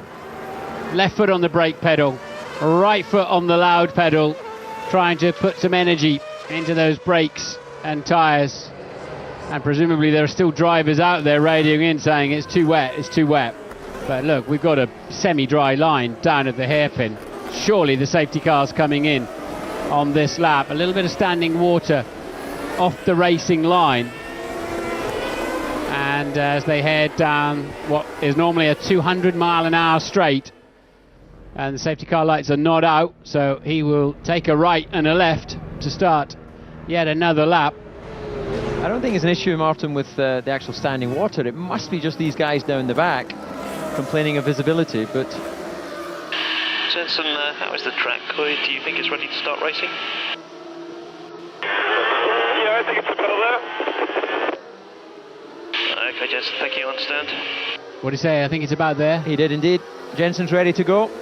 And I think it's surely going to be this lap as they just run down into the first corner. They'll be visualising the restart. Obviously, it's the concertina effect makes it difficult to really get up close as you come through that last chicane. As you've pointed out, Martin, they can overtake into the chicane. I think you should abseil down the outside of the commentary box there and go and stand in the middle of that chicane, David, and go wave your arms like, get off the track, safety car. We want to see some action. I can't see any standing water now at all on the racing line, especially as they're all on the extreme wet weather tyre.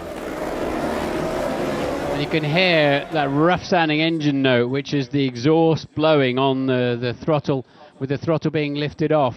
Jenson there, there's Lewis there. Hello, Lewis. Listening to the BBC commentary. But those systems are going to stop from the British Grand Prix onwards, where the teams are not allowed to do that. And a lot of people saying that could hurt Red Bull, and certainly going to change how the drivers attack the slow corners, because now they get on the throttle as early as they can to generate downforce. So that system going away, I think, are going to be limited to just 10% of open throttle after the British Grand Prix. Some manic rewriting of the codes for the engines there, I'd imagine, but that's not our problem today. Our problem today is the safety car is still on the racetrack. They're heading down the back straight again. Well, amazingly, it seems that the safety car is going to go around one more time. The lights are still flashing. Bernd likes it out front there, doesn't he? He does. He's gone for some sort of laps-led record. I think he comfortably controls that as the only safety car driver we've had for more than a decade now. Okay, I feel it in my water, Martin. This lap, safety car in. Not a pleasant thought. That's what you said on the last lap. You said that it was coming in on the last lap.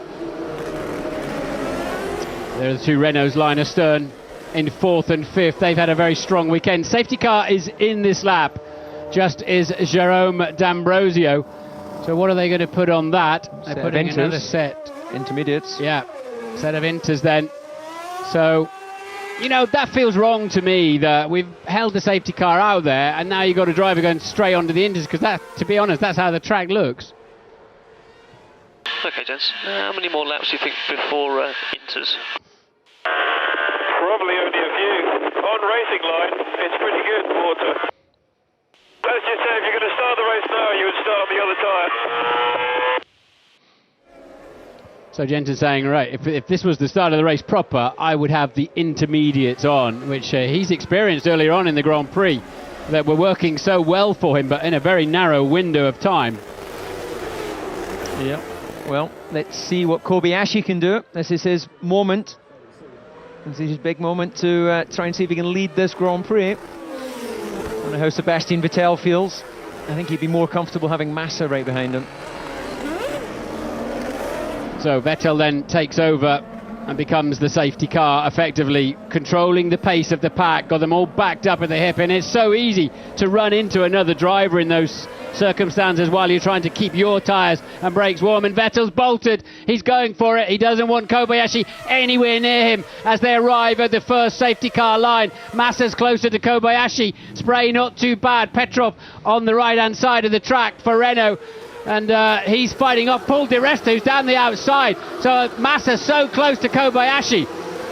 What are they going to do when they get down to turn 1? Will Felipe Massa have a chance to take back that position? He's got the inside, but Kobayashi has got a better line, and he brakes later too. He just gauges his braking, and they're going to be so close into 2. Great driving from Kobayashi, sensible for Massa in getting out of it. Mark Webber you see there in 7th place. So Kobayashi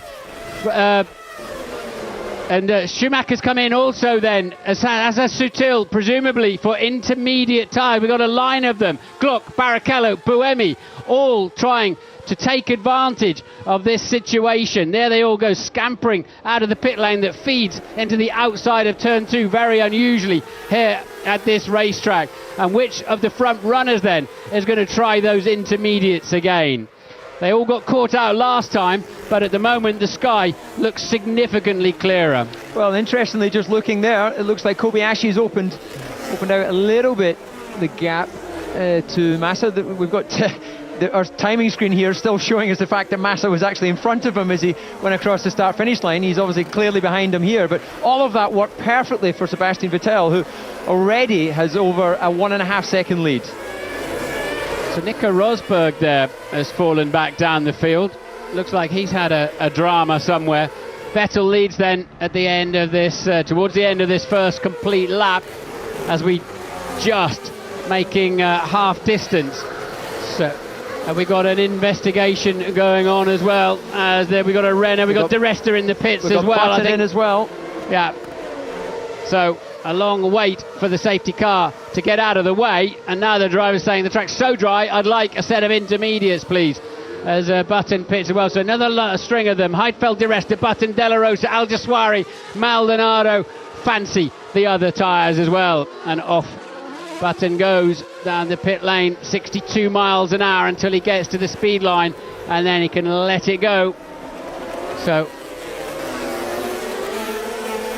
D'Ambrosio's got a drive-through penalty for having incorrect tyres, because presumably the safety car hadn't gone in at that time. So he was... Oh, when we've got the Force India there across the grass down at turn 3, it was Sutil. Jenson Button's right behind him. Look at this for a traffic jam. Michael Schumacher in there as well. Yeah, coming back with his intermediate tyres. He's pitted, of course. So he's got a bit of traffic in front of him. He's got an HRT. Is that Karthikeyan? He'll be well past him in the braking area. Down into turn 8. There you go. And then you've got Jenson Button as well. Look at all that slower traffic he's got to make his way through. Who's got his next in his sights?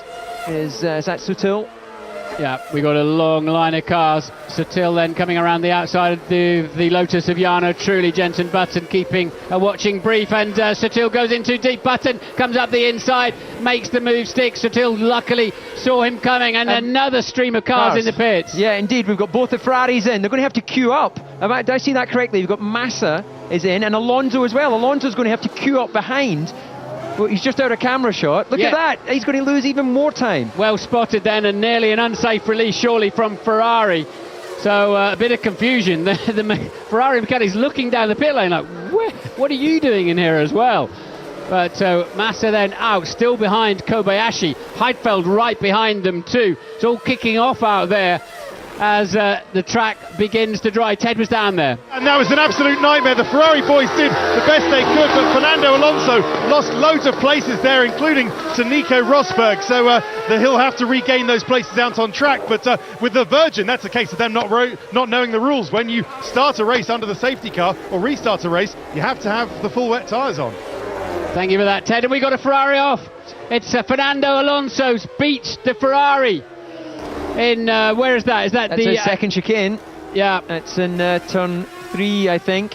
Am I seeing that correctly? I think that's that's exit of 3 it looks 4. like 3 and 4. Indeed. Safety car has been deployed. Our favourite car of the day gets another look into this race. And look, and Button's got a puncture. Yeah, left front. I wonder if there was contact. They shouldn't have been so close on the road, should they? But so Button, McLaren's. Yes, we've got so Vettel is pitted.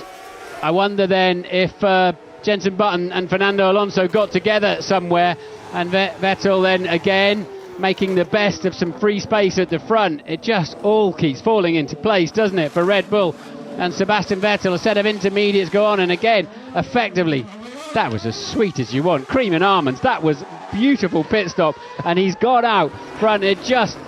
Now, let's have a look at this. So, yes, it was Button up the inside of Alonso. Alonso didn't want to yield, and contact. Well, that's Jenson's second contact of the afternoon, and we're going to see it now from behind the Mercedes. So Jenson up the inside of Fernando. Fernando says, you're not coming through there, and Jenson said, well, you watch this then, I am coming through. But unfortunately, Jenson with a damaged left front. Was it just a puncture? Would his steering arm be damaged? And will that tyre do any further bodywork damage as he coaxes it back to the pits? How did you see that, Martin? Because that looked like there was enough room for them both to get through, but then obviously as it tightened through the apex, there was the contact. Well, if you've got any, if you're on the curb, you just slide off on the slippery paint. That is a vacated cockpit then for Fernando Alonso. I wondered, because if he gets pushed out of there, he's in a dangerous position. He might be allowed to carry on from there. Surprised he's got out, really. He would have just been ticking over there and hoping somebody might push him out of a dangerous position. But I think he did back into the wall, though. There was some contact on the rear wing. Yeah, true. Bits flicking off the McLaren of Button, who is in the pits for the 4th time, I believe it is, today. Make that 5. So it's 4 pit stops and a drive-through for Button for exceeding the speed limit behind the safety car early on, and Ted was down at McLaren. Front suspension looks okay. The nose was damaged, as were the rims on the front left, but the chief mechanic had a look at it, and the front suspension on the left side's okay. Don't worry, Jensen, the race is just over half over at the moment. So plenty of time for him to, in the way this race is unfolding, who knows what's going to happen. Here then is a replay. Take us through it, David. Well, Jensen's fairly on the inside, and I think that Fernando was of the view that if I give him room as we go through the apex, I'll be on the right position for the left-hand part of that second part of the chicane. But I think it was always going to be a bit of a closing gap. He was relying a lot on the fact that Jensen was able to slow the car, so I think we're going to have to call that a racing incident. But it's only one at a time through there. It's hard enough by yourself through there, isn't it? But, I mean... Well, it is, but those are two highly skilled guys, so you'd like to imagine that they'll be able to find a way through. Definitely Fernando gave him space to have his car in there. You could argue that he was sort of trying to recover a lost position, but that's what you're meant to do in racing situations. Well, Fernando Alonso was 5th in the World Championship with 69 points coming into this Grand Prix, and he will score no points today. So let's remind you of the running order then. Now that's all shaken out. We've got 3 cars out of the race. Fernando Alonso, Heikki Kovalainen and Lewis Hamilton. Jenson Button is out, I believe, in last place now, which is 21st after his various dramas. He will catch the pack, and he will, though, be 21st. Vettel then, on lap 39, leads from Kobayashi in the Sauber. Felipe Massa 3rd for Ferrari. Nick Heidfeld 4th for Renault. Paul Di Resta now up to 5th for Force India. Mark Webber gains a place to 6th for Red Bull. Michael Schumacher, I've seen lots of overtakes from him, especially into turn 6. He's 7th. Petrov 8th for Renault. Rosberg 9th in the other Mercedes-Benz. Sutil in the 2nd. Force India is 10th. Rubens Barrichello is 11th. Maldonado for Williams, their line astern now the 2 Williams, is in 12th place. Al Jaswari and Buemi, Toro Rosso also 13th and 14th. D'Ambrosio, we saw him come in for those intermediates earlier. I assume he's taken his penalty, but at the moment he's showing in 15th place. You're not allowed to take a penalty during the safety car period. He may have to take that afterwards. I don't know, I haven't been watching him. The incident is under investigation. We've got a replay going on here of cars Massa passing Heidfeld. Yeah, what was going on there? Heidfeld must have passed him on track. Yeah, but Massa was ahead of him, wasn't he, in the queue? So just to finish that off then, Glock 16th, De La Rosa back to 17th. He was 9th on the restart. Safety car will come in this lap. Jenson Button is... Well, of course, Jensen's restricted to this safety car speed now, isn't he? So he'll struggle to catch the pack too much, but he might be there by the time they get underway. So Jensen way out back at the moment. So Karthikeyan and Liuzzi for Hispania still both running, and they're in 19th and 20th. And that then is the Button-Alonso incident under investigation that you call, David, as a racing incident. Well, and remarkably, that's the first time Alonso hasn't finished since Spa last year, so he's had a good run of getting to the checkered flag. I think we need to look more closely at that. We need a few more camera angles to see whether he was just closing, he's just closing the door too much on Jensen. Because once he's committed, Jensen had the inside line. He can't make his car disappear all of a sudden just because Fernando wants to keep ahead. I learned that lesson 2 weeks ago in Monaco when we saw different angles after the race of the Hamilton-Maldonado incident, and it looked completely different, didn't it? And Vettel bolts once more. Kobayashi asleep once more, but Massa is not. Massa's right with him. And to remind you, when they get to this safety car line, they can start doing some overtaking, but Kobayashi's laid enough on the brakes. Heidfeld looking pretty punchy behind Massa as well, and lots of action going on down the field. But once again, it's the world champion and the championship leader Sebastian Vettel who clears the line. He's a second ahead on the restart already. And Jenson Button has just about caught the back of the snake as he crosses the line. He's a couple of seconds adrift, but he'll be right in amongst the action.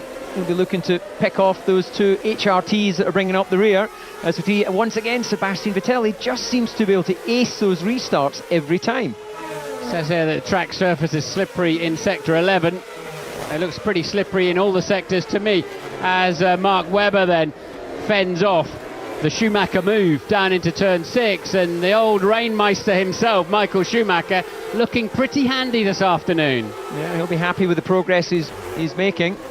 Currently in 7th place and running well offline under the bridge, looking for that area with least amount of rubber. Interesting that Mark Webber was absolutely on the normal racing line there, so why can he find grip there that Michael can't? Paul di Resta defending against Mark Webber too. It's so easy to lose a front wing, isn't it, in these circumstances, or just lock a brake. You have to brake late into that hairpin, otherwise you'll be mugged. But Michael Schumacher dropped back a little bit there. Mark Webber in the slipstream of Paul di Resta. Di Resta in only his 7th Grand Prix, doing a fine job and having a good look too at the back of Nick Heidfeld.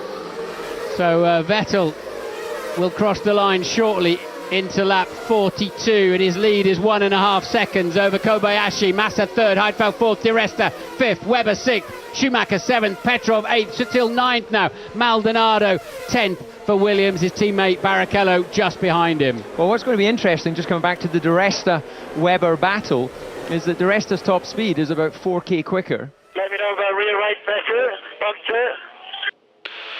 Looks good at the moment still, Nico, still looks good. So there's been some contact. Nico's worrying if he's got a puncture. So he obviously did have an incident somewhere, but we're about to...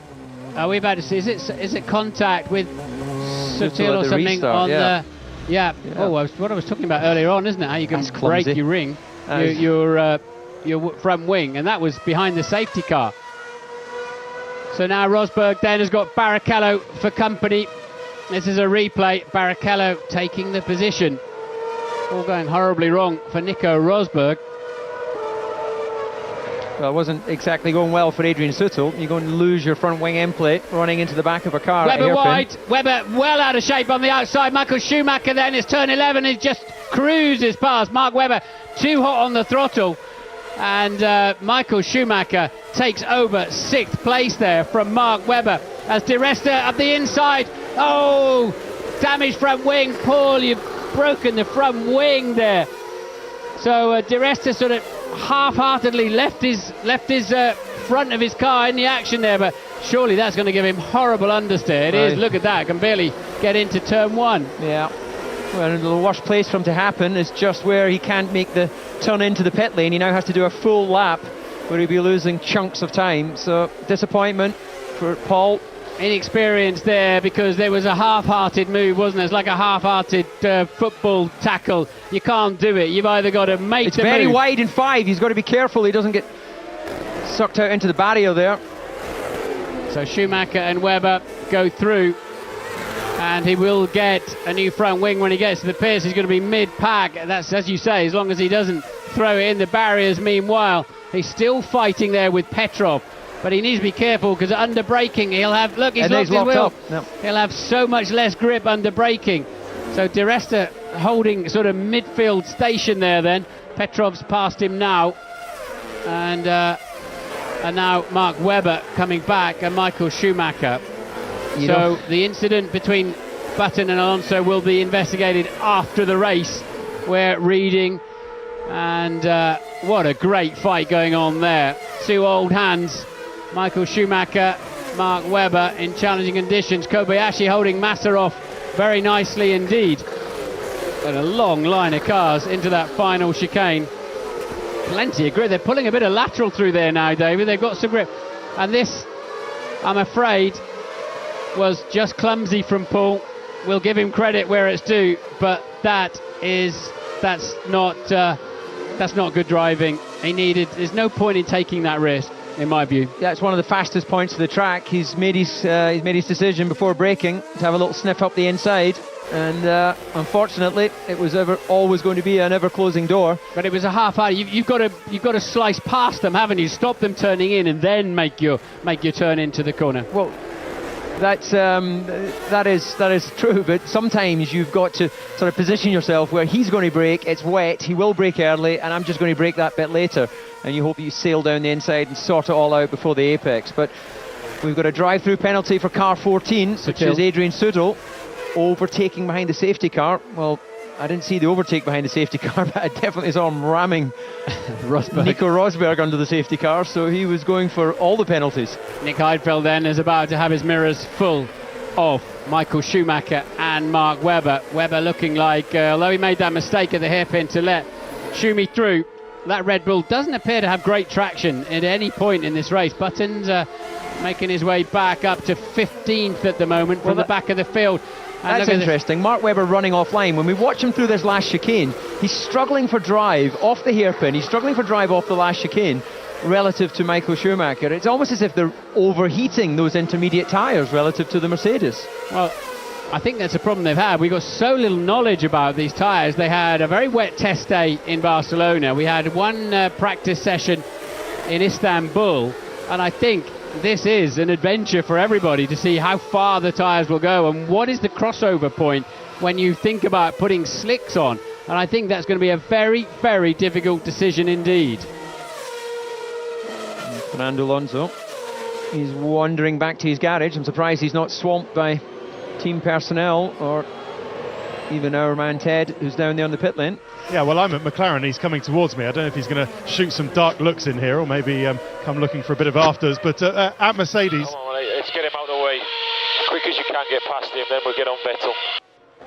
At Mercedes, they're readying some tyres because Michael Schumacher's been 10 laps on this set of tyres. He was the first one to pit on lap 34 for these Inters, and we believe these Inters only last 10 laps or so. So it might be the case that Michael's tyres have gone.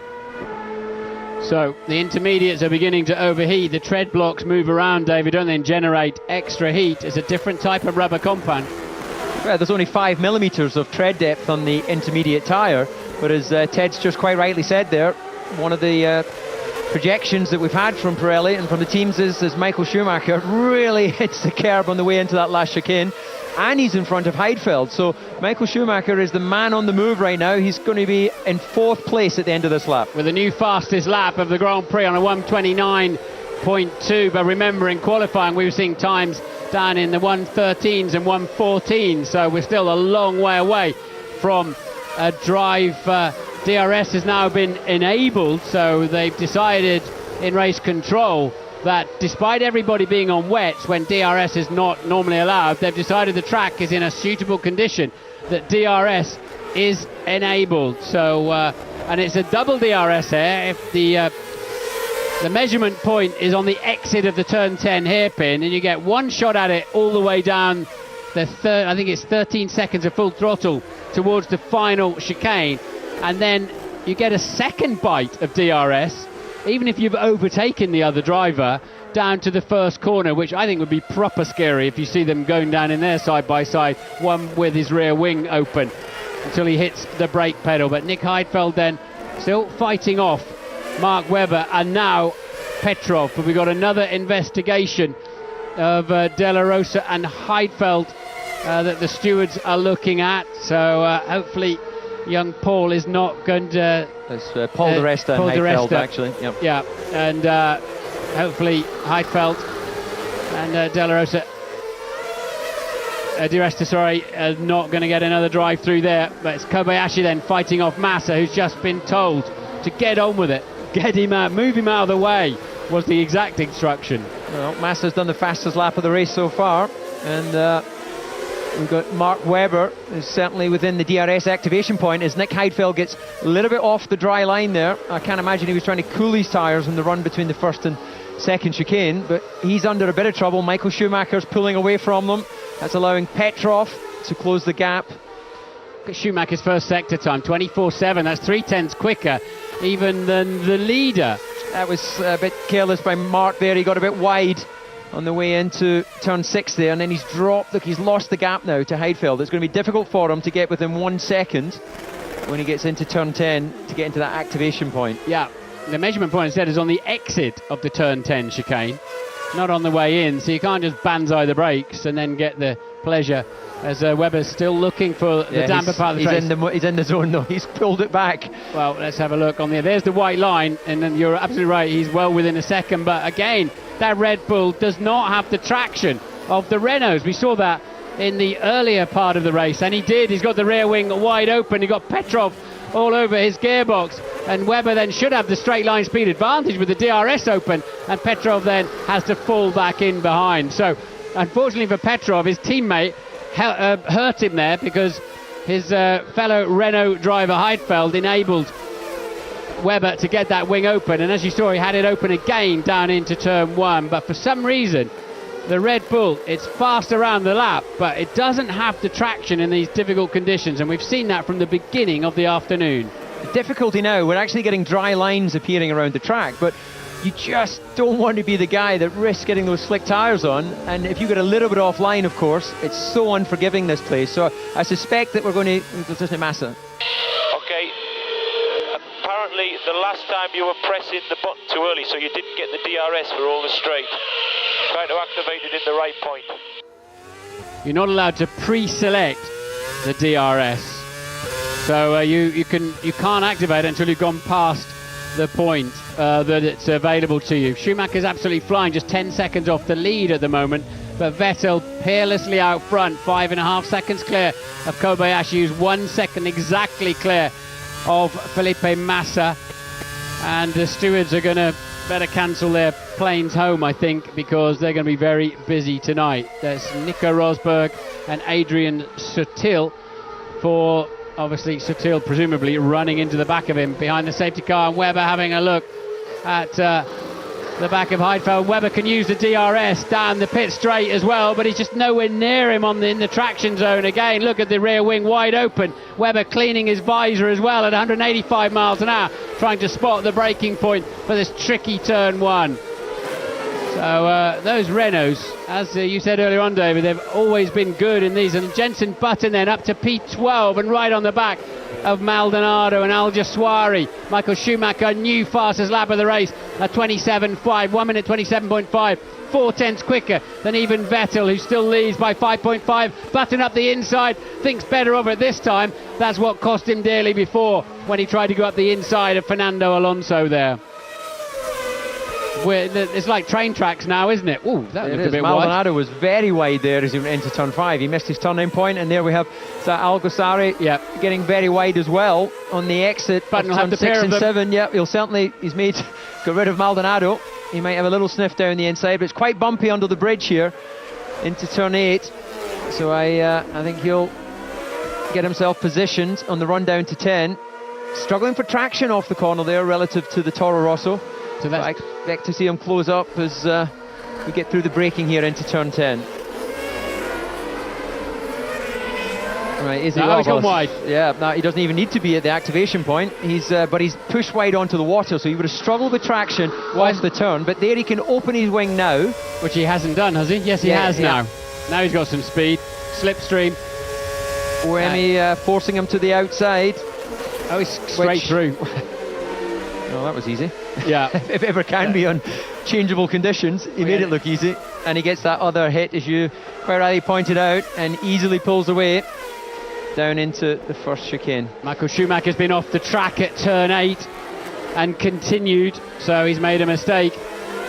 He's responded now with a new fastest first sector to try to recover some of that ground. Vettel leads on lap 50 by 6.2 seconds from Kobayashi, who's a mere 0.8 ahead of Felipe Massa.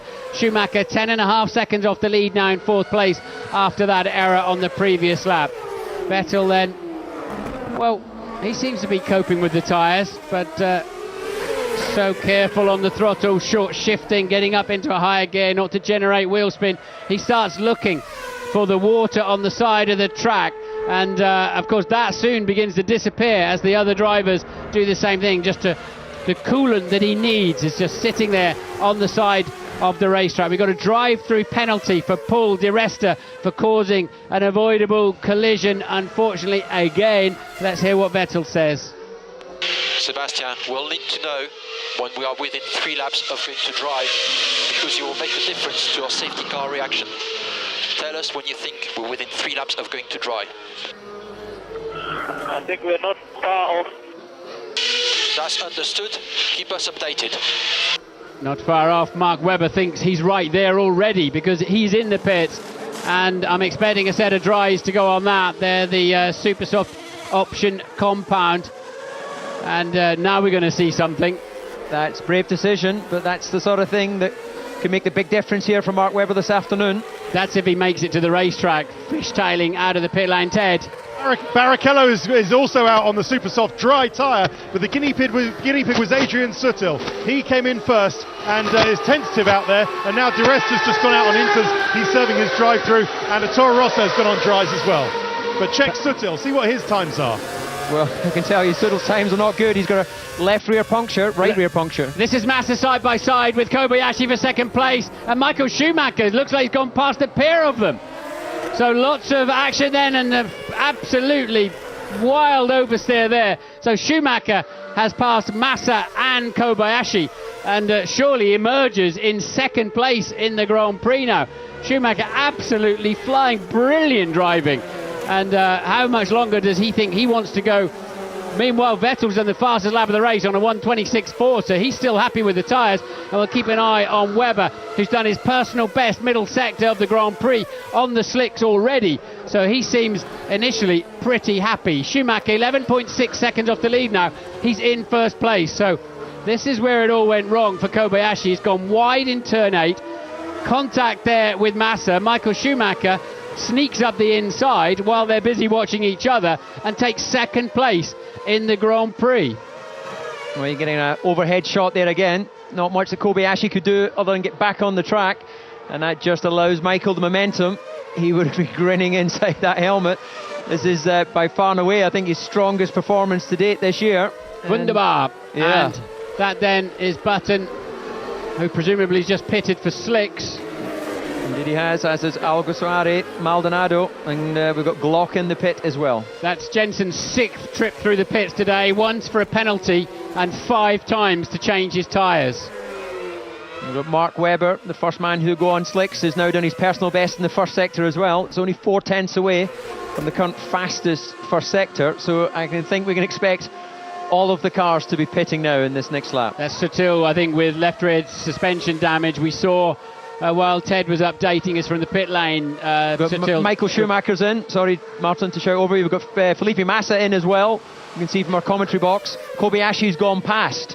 So that could well be costly for the Sauber driver. And look at this. Vettel's just done a 27.3. Kobayashi a 1:27.4. Red Bull, he's got a 13.6 second lead over Kobayashi as Michael Schumacher exits the pits.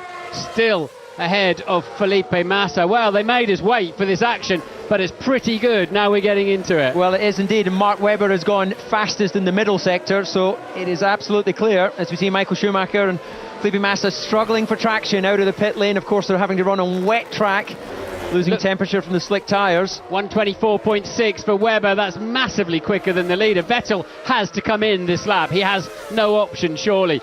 Schumacher then out on the slicks, now behind Rosberg, who's still on the intermediates, and the Hispania just either frightened off the road or getting out of the way there. Schumacher on a charge. He pitted from second place.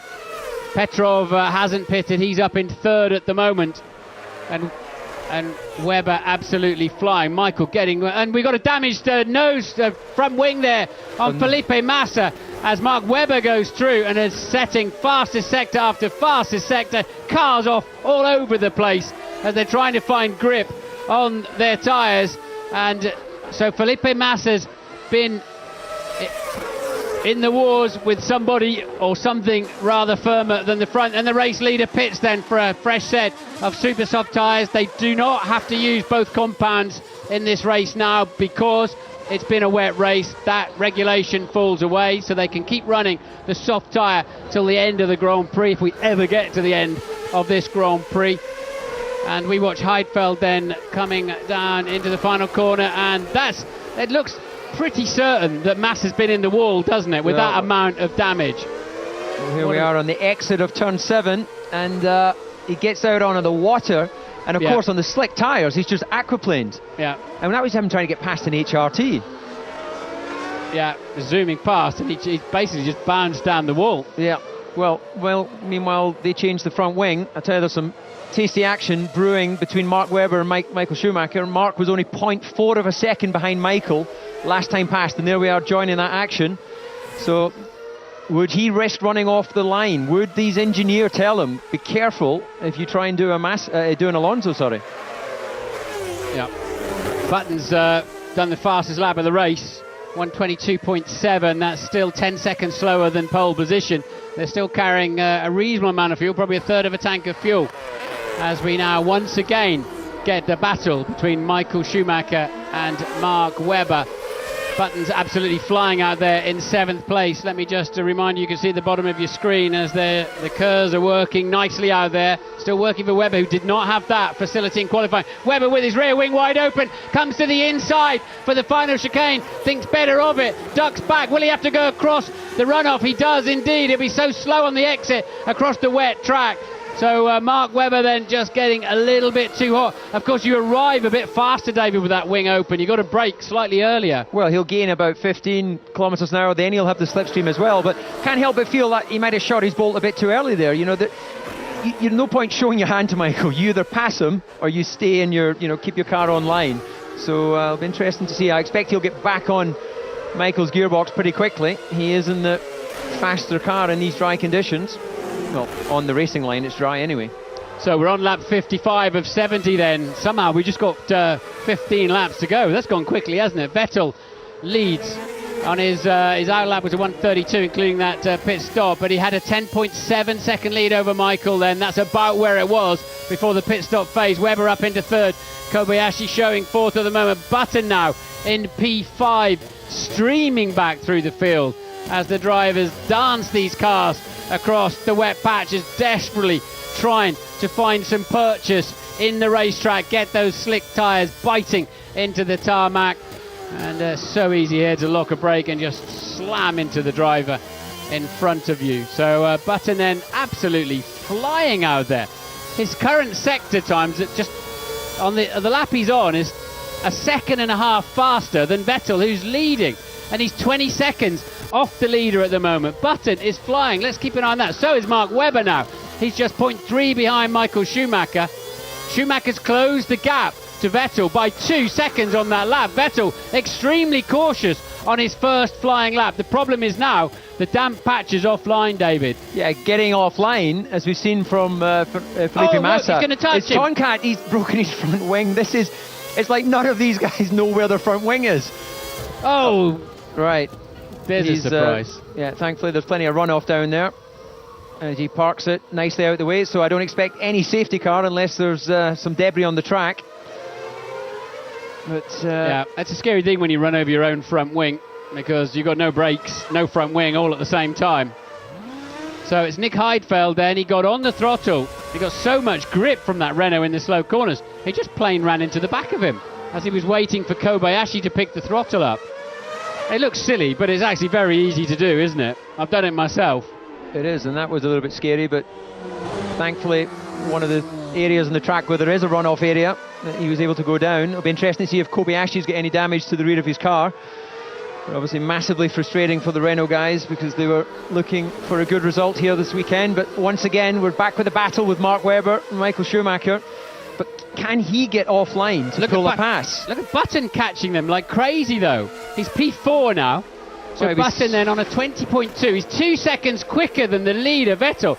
Bit of traffic ahead of him with I think it's D'Ambrosio in the Virgin, and Jensen's got to tiptoe so carefully off the racing line as they see the yellow flags there, and bits of it's so easy to pick up a puncture. Well, it is, and normally that would be enough for them to throw a safety car for fear of carbon things. Yes, we've got a safety car out.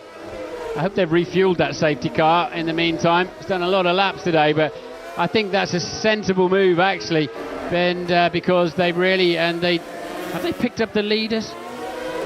No, the leader is down. Well, of course, this is interesting. This works beautifully, doesn't it? Because it just closes the pack up. Schumacher, Webber and Button, who are all lapping significantly faster than Sebastian Vettel, will now cruise up right behind him for yet another safety car restart. Ted. Well, it is good, Martin, as Jarno Trulli just comes out the pits on a new set of dry tyres, super soft dry tyres. But for Jenson Button, that's bad, because The reason he was going so quickly was because he was the first one onto this tyre on lap 51, onto the dry tyre. That's why he had good heat in it. We've seen from qualifying why it takes so long for actually to get heat in. So Jensen was flying, as you say, and overtook Heidfeld. Vettel struggling to get temperature, but now that fight's been neutralised. Well, I still think Jensen will be quite... It was 13 seconds adrift of the leader, albeit catching at 2 seconds a lap. And a lot of that work's now going to be done for him as they pick their way through the debris. And all the sharp edges of the broken carbon fibre that gets sent up in the sky like confetti when it's broken up as it travelled underneath the Renault. As Heidfeld's Renault digested its own front wing. And you can hear that's the rough sounding engines where they go onto 4 cylinders for better traction through the exit, and they're feeding the underneath of the car with hot exhaust gases to help the downforce. And yet another device to clear cars off the track. It's an old-fashioned style circuit. There's no real service road here. Barriers are right alongside the racetrack. And let's just remind ourselves then of where everybody's at while it calms down. Still, they haven't picked up Vettel with the safety car. They're about to do so. They let the lapped runners go through, and this is a replay of the Heidfeld incident. Yeah, it looks like Kobayashi got a little bit wide as he went through turn 2, hesitated to full power. Heidfeld, on the other hand, absolutely aced the apex and said, right, I'll get on the power, and it didn't happen. And then the end result, of course, was the front wing fell under the car and sent him as a passenger. So here again, look, he gets wide onto the wet, and Nick Heidfeld hasn't recognised that. Well, don't forget, they now throttle on in the slow corners. That's why, David, that you know, you've got this unusual situation. You'd never used to go through a slow corner with your foot buried into the throttle. Randomly nearly stopped in turn 2. I don't know what he was doing there. Okay, Nick, understood. Well, I think we can tell him what he was doing. He had 2 wheels out on the damp patch. Yeah. He'd made a mistake. But I know a lot of drivers will say that well, he brake tested me. But we don't believe that the Sauber has the hot blown exhaust. They don't use that throttle on in the slow corner. I feel very sorry for Nick Heidfeld there, but because all he was trying to do was use the grip of his car. And we're on lap 59. Vettel leads from Schumacher, Webber 3rd, Button 4th, Kobayashi 5th, Petrov 6th. Barrichello now 7th. We've got a Marshall. That's not pretty, is it? You haven't rehearsed that. Earth's going on. He decided to not pick up anything. He got halfway out in the middle of the track. Where's all the brooms that were sweeping the water away an hour ago? Where were we? Button 4th, Kobayashi 5th, Petrov 6th, Barrichello 7th, Al-Jaswari 8th, Rosberg 9th, Maldonado 10th in the final points paying position. Felipe Massa has recovered from that nose change up in 11th, Buemi 12th, De La Rosa 13th, Di Resta 14th after his various penalties. Glock 15th, D'Ambrosio 16th, Liuzzi 17th, Karthikeyan 18th, Trulli 19th, and out of the Grand Prix then, you did just see a caption, I'll run through it again, Nick Heidfeld, Adrian Sutil, Fernando Alonso, Heikki Kovalainen, Lewis Hamilton. We have 19 runners somehow remaining in this Grand Prix.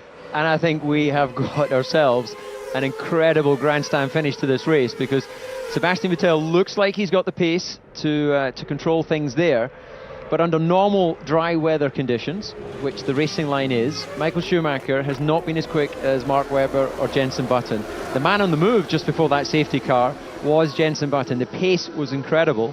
So does Sebastian Vettel have enough in hand to open out a little bit of a gap? Does Michael Schumacher have enough to keep it on the racing line and make it difficult for Mark Webber and Jenson Button? So Mark's in a situation where before he was the predator, he's now become the prey. I think it's the 3rd time here that we've had 4 safety cars in this Grand Prix. I think 2007 was the last time, but we haven't finished yet. There's still plenty of debris about there, David, especially as that's an overtaking spot down into 3, although it's still a little bit damp out there. What is the, which version is that between Webber and Button? It's Glock. Is currently between. Yeah, and they don't get waved past now, do they? No. like they used to. It took too long. They used to wave. I think it's possibly safety cars in this lap. It's possibly still in the regulations, but they don't. How long had Vettel and the two cars in front been on the slicks? Okay, Jensen Vettel put his slicks on 2 laps after us. Jensen Webber 1 lap before us. And I suppose Jensen was hoping that they put their tyres on several laps before him, but that's not the case. They're all on pretty much the same age of tyres. They won't have obviously hit them as hard as they would under normal dry conditions. Well, the man they used to call the new Schumacher, who has very much become the current Sebastian Vettel, fending off. He leads the restart for the 4th time this afternoon, fending off a man who must have been and remains a great hero to him, Michael Schumacher, in 2nd place, and he's legged it again off the hairpin, which he likes to do. He's given the safety car enough of a margin. He wants to get down to that safety car line without Michael Schumacher. DRS is not enabled at this time. Schumacher down the outside there, and yellow flags waving for some reason, presumably because the safety car was still in range, but green flags now, and away they go. And we wait 2 laps then for the DRS to be enabled after a safety car restart, and Button has cleared the back marker, and Webber again all over the back of Michael Schumacher. This is going to be a titanic scrap, isn't it? But Vettel was being too cautious before on the slicks. He was out front, but they were catching him hand over fist. Michael with 2 wheels on the damp as he goes through turn 5. Well, he's got mirrors full of Mark Webber, and Mark Webber's soon to have a mirror full of Jensen Button. So as you say, Martin, these first 2 laps there'll be no DRS, so there's no special tools to give you that extra speed on the straight, so you're going to have to do it the old-fashioned way if you can pull a pass. Button's up in 4th place. He's been through the pit lane 6 times this afternoon. Somebody's going to have to sit him down at the end and just explain to him what on earth went on. But Webber so close to Michael Schumacher, but gets on the brakes earlier. Schumacher very late on the brakes there. And Jensen Button surely would have smelled a bit of an opportunity there with Webber braking so early.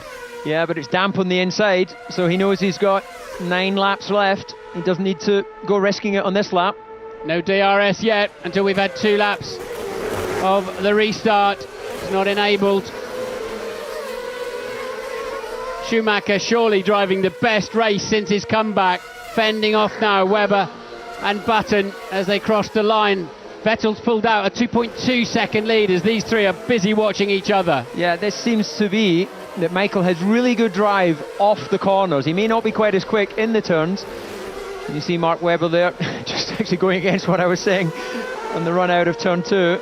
But crucially, at the latter part of the lap, where the DRS activation point is, that down at turn 10, Michael Schumacher seems to be able to get off that turn well. But the real issue now is Mark Webber has got Jensen Button all over the back of him. It's going to be a damn dear move, isn't it, on the damp stuff for somebody to have a go, but it's really hard to stay in the train tracks, the narrow, dry line, when you're so close behind another driver. Well, that's it. You run the car out right to the edge of that damp patch, but you just don't want to touch, even by 10 millimetres, because you know it's going to suck you into it, and then your history. Look at the amount of water off the racing line.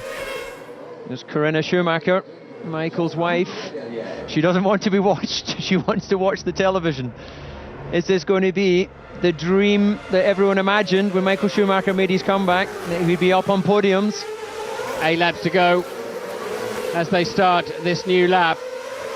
Michael Schumacher then, he so badly wants a comeback podium, doesn't he, to justify his decision. And the yellow flags are waving. What's going on in turns 1 or 2? Can't see anything at the moment. Presumably somebody's just spun and recovered. Yellows are still out. Now they've got green. Well, there's something in the background in turn 2. We can see some activity from the marshals, but not enough for the director to get onto it. But car 12 has stopped in there, which is Maldonado. Okay. Maldonado has stopped somewhere, having just pitted actually in the first part of the lap. Schumacher's now 3 seconds behind Vettel. Vettel got on with it on this restart, and it's now, I think, a question of which 2 of these 3 are going to be. Oh, look at that, it's so wide, but there's enough grip out there. Schumacher really ringing it out. He was extremely wide there, but also Mark Webber, and it looked like he had to get out of the power slightly on the run down to turn 10. And you've got to say, yeah, DRS is active.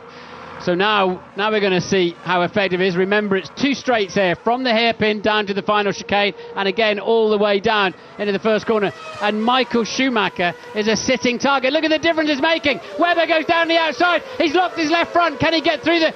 Well, he's going to have to give that position back. He'll have to allow Michael back past. But look at Jenson Button's got DRS, presumably. Yes, he will have it because he was close behind, but Webber must give that place back, I would say, otherwise he'll get a penalty. He surely gained the place by as they clear Maldonado's Williams away. And there he goes, but he's got to not let Button through at the same time. Can he do that? Can he measure it? He can! He did. This is great stuff. Clever driving and thinking there by Mark Webber, and we start again. And if he can get anywhere near Michael, he gets the bonus of the DRS yet again. Indeed, and that's exactly what Jenson Button should have done, if we remember way back to Melbourne, the first Grand Prix, when he passed Felipe Massa. Don't take the risk, just give the place back and worry about it later. Michael definitely got some good drive out of that corner, hasn't he? Oh, he's so brave running out onto that damp patch, and look at the gap it gives him on the run down to turn 10. And crucially, he needs that 1 second window. Mark's now shown his colours. He knows that he can get down the outside, but is he in the activation point? Let's see. We can see the white line there on the screen, and his wing pops open, and presumably Jenson Button's as well. Yeah, watch the closing speeds. Those two in the slipstream. And, well, we saw Michael, was it last year, where he just knocked the front Mark wing? Webber misses the corner again. He's nearly lost it. Webber nearly loses it, and Button sails past him, somehow finding enough grip. So Mark Webber pushing his luck. The yellow flag's waving in turn 1, but Button had the move done well before then. Webber drops back to 4th place. Vettel leads Schumacher by 3.8 from now Jenson Button. So Webber got in too hot, took to the escape road, did not gain a place, but nearly dropped it through the exit. And Jenson said, I'll have some of that, thank you, I'm out of here. So now, another replay then of the same move. This is brave stuff from Jenson, because he pulls the car over onto the damp part of the track. Well, we saw what happened to Felipe Massa when he pulled that move, didn't we? And now it's Jenson chasing down Michael Schumacher, and he will get the advantage of the DRS rear wing, but not yet. But Jenson feeling particularly punchy by the looks of it. If he's within 1 second as he exits this corner across that line now, he gets the advantage of the rear wing, and it will pop open when they go over this next line, and surely he's got a great chance of coasting past what Schumacher's looking in his mirror. Button goes the long way round. Is he ahead of him? Yes, he is. Button up into 2nd place. Now he can use the wing again. Whether you think it's right or not, I'm a bit surprised by this double DRS where you get a second bite at it. Button didn't use it though, did he? He didn't actually use it. He used it just at the end. It looked like it was a malfunction. Remember, we saw that on Alonso in China, where it just popped up at a strange point. So anyway, he's got the pass done, and now with a new fastest lap of the race, and lapping 1.5 seconds faster than leader Vettel, while overtaking Michael Schumacher, albeit. And look at that, Vettel's only he's only 3 seconds in front. So this race is not over for the win, and it's certainly not over for the last step on the podium. Michael Schumacher there, he did all he could, he made his move early, and then look at the difference in the speed when you've got DRS in the slipstream. Don't panic yet. And Gene Braun there, seeing their man slip down to 3rd, but he's still in a podium position. But how much longer for as Mark Webber homes in once more, and Button is absolutely flying. He's 1.3 seconds quicker halfway around the current lap as he starts homing in. Vettel's going to really have to show us what he's got now. Vettel's done a personal best 1st and 2nd sector, and is miles slower than that man. 2nd place Jenson Button, who loves these conditions, and Webber then with his rear wing available. Schumacher clumping across the curbs there, so I think he's still got his hands full as Mark Webber with 4 to go. Michael Schumacher then keeping Webber back. Track, it still says the track slippery in sector 11 down there, presumably. And look at that, Button 1.5 seconds quicker than Vettel on that last lap alone. The gap just 1.6. He'll be right on the back of him at the end of this lap. Well, hopefully the camera will pick that up for us. It's an interesting battle here for 3rd and 4th, but what can Button do? He can see Vettel, he can smell the victory. Is there enough time left? We've got 4 minutes remaining. We're not going to get all the... Well, Are we going to get all the laps in? It's going to be so close between the time, the 2-hour time limit, and it might just save Vettel if we're 1 lap short of the distance. Showing a slippery track flag there, and they've matched each other in the middle sector, and I don't think Button's close enough to get the advantage of the DRS. Vettel watching in the mirror, the rear wing closed, but we're wondering if there's any, and in the background Schumacher defending hard against Webber. Schumacher defending incredibly hard, and Webber's through. Webber's through. Can he keep it on the road this time? He does indeed. Schumacher drops down to 4th place, and I think he came across the runoff area. So Schumacher 4th, Webber 3rd, Button a new fastest lap of the race, 1:17.5. The gap down to 1.3. Crucially, just outside the 1 second gap that will give him the rear wing activation. There's 3 minutes to go and 3 laps. So are we going to run out of time before we run out of laps? Schumacher there once again without the rear wing, and without particularly did go across the escape road actually, but he does not have to yield anything on that one. He lost a place anyway. Let's look at the sector times. Vettel's just done his fastest of the race. He's responded to the closing McLaren. A beautiful drive from the 6 times through the pits, Jenson Button.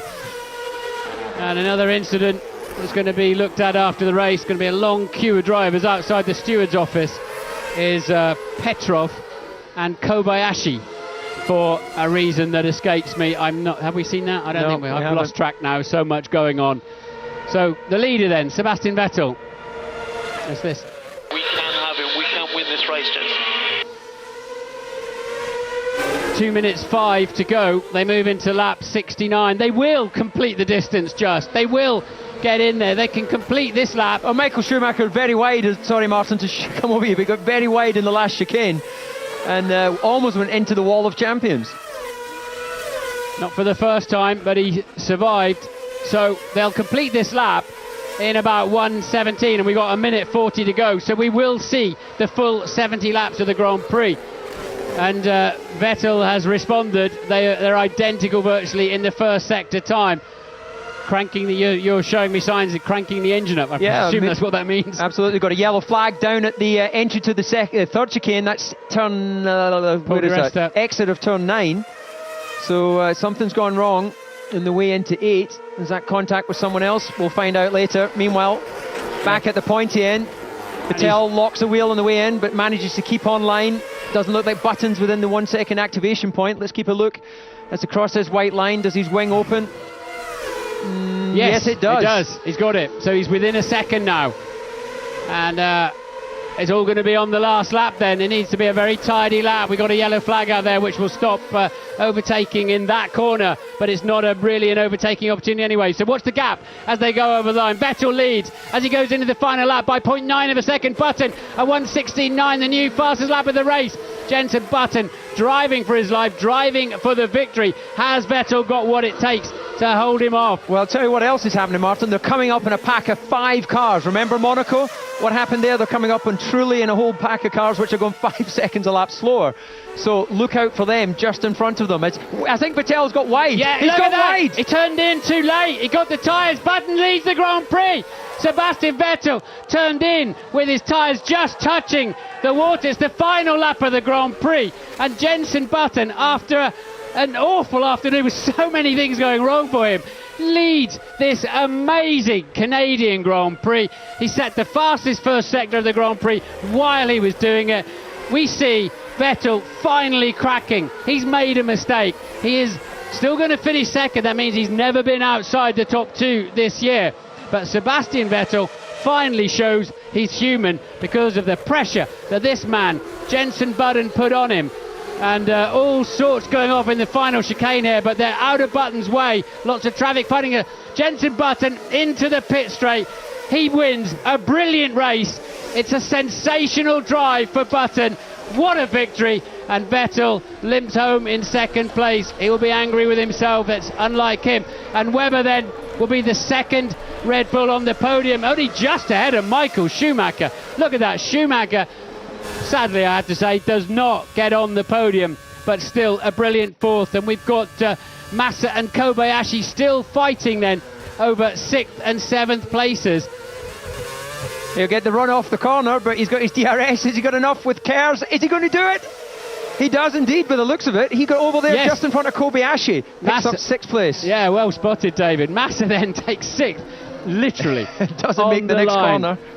So Button wins from Vettel, Webber, Schumacher 4th, Petrov 5th for Renault. Look at this, how close this is. And that's DRS working for you. And the computer says yes. So does the picture. Massa then 6th, Kobayashi 7th, Al Jaswari 8th. Good job from him in the Toro Rosso. Barrichello, 2 points for Williams. Buemi in the 2nd Toro Rosso. Indeed, Jessica, indeed. And a well-earned number 1 as well.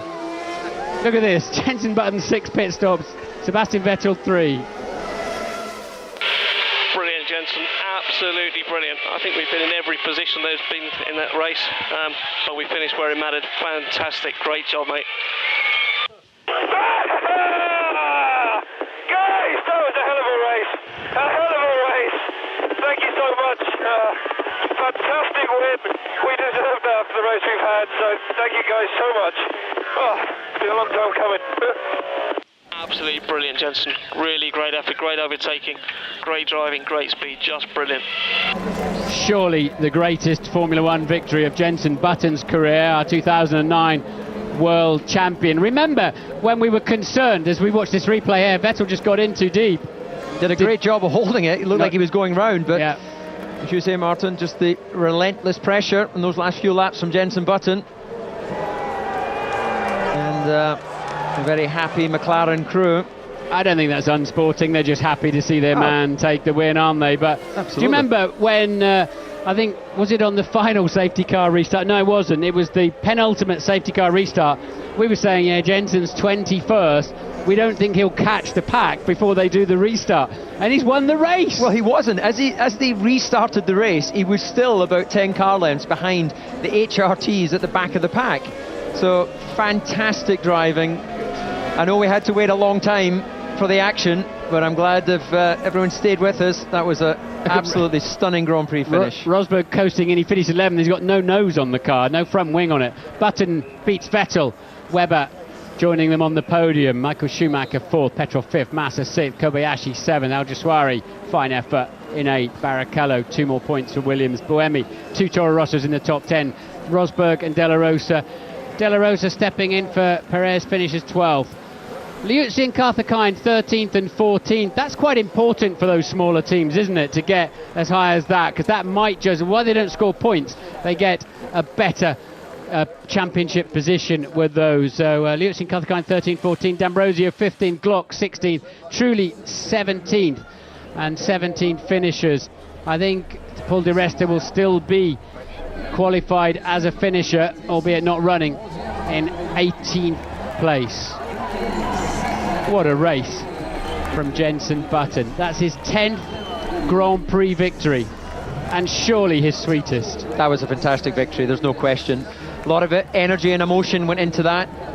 The contact with his teammate early in the race, the penalty that followed, the frustration he must have had in the cockpit, and then the moment came. Those are the conditions. We remember back a couple of years ago, Jenson's first victory for McLaren came in changeable conditions, and once again he's shown himself to be the master of keeping it into that very tight line. Very well deserved victory. So we've been talking for 4 hours and 9 minutes so far, David. We're on air for another 20 odd minutes. We've got another investigation going on between 22 and 24. Karthikeyan and Glock join the queue, boys. There's going to be a very long queue at the headmaster's door. An understandably disappointed looking Sebastian Vettel, but second. Sorry, Martin, just shaking Paddy Lowe's hand there. You were talking, I was butting in, sorry.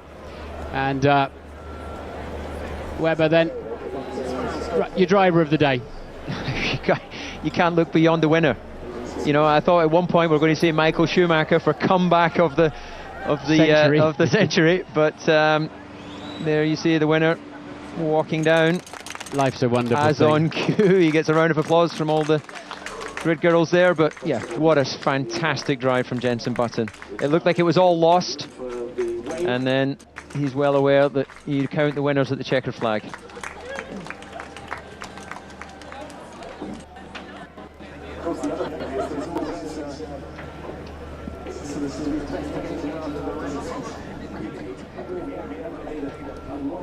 Button second place now in the Drivers' Championship. Michael Schumacher up to 9th, ahead of Rosberg now, 26 points each actually. Di Resta with his 2 points there, 17th, the last point scorer.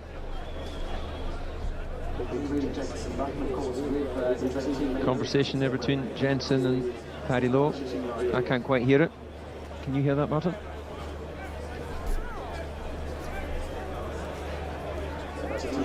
No.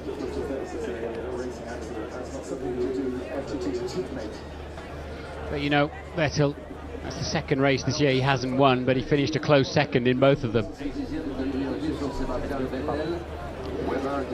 I'm sure he'll be disappointed, but there'll be a lot of Formula One fans around the world that welcome a new victor. That final safety car did it for Vettel, didn't it? They closed the gap and Button pounced.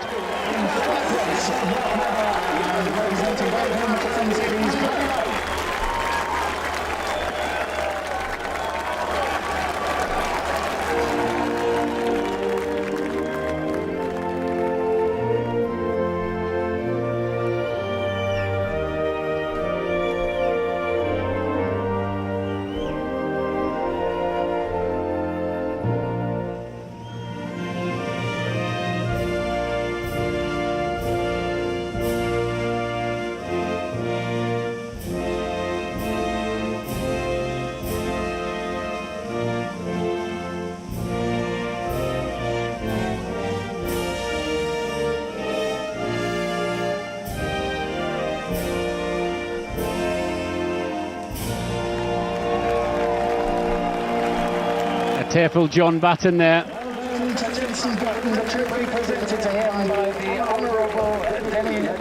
He's followed his son through karting, all the formula.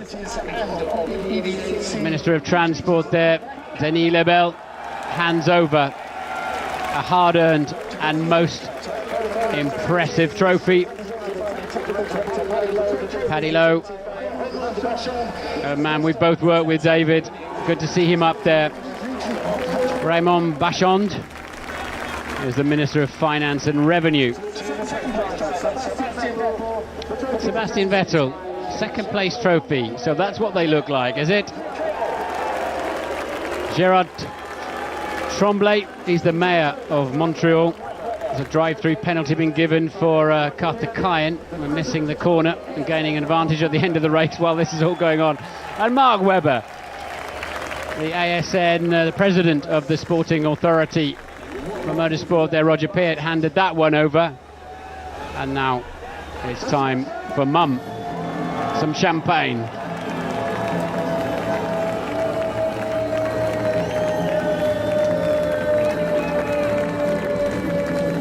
It's going to be a very, very exciting evening for Jenson Button. He will celebrate, surely, one of the finest races of his life and the best Grand Prix of his spectacular career.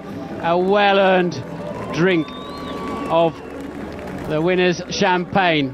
Sensational commitment and skill and precision and bravery under braking. Button beats the Red Bull boys in the most spectacular fashion.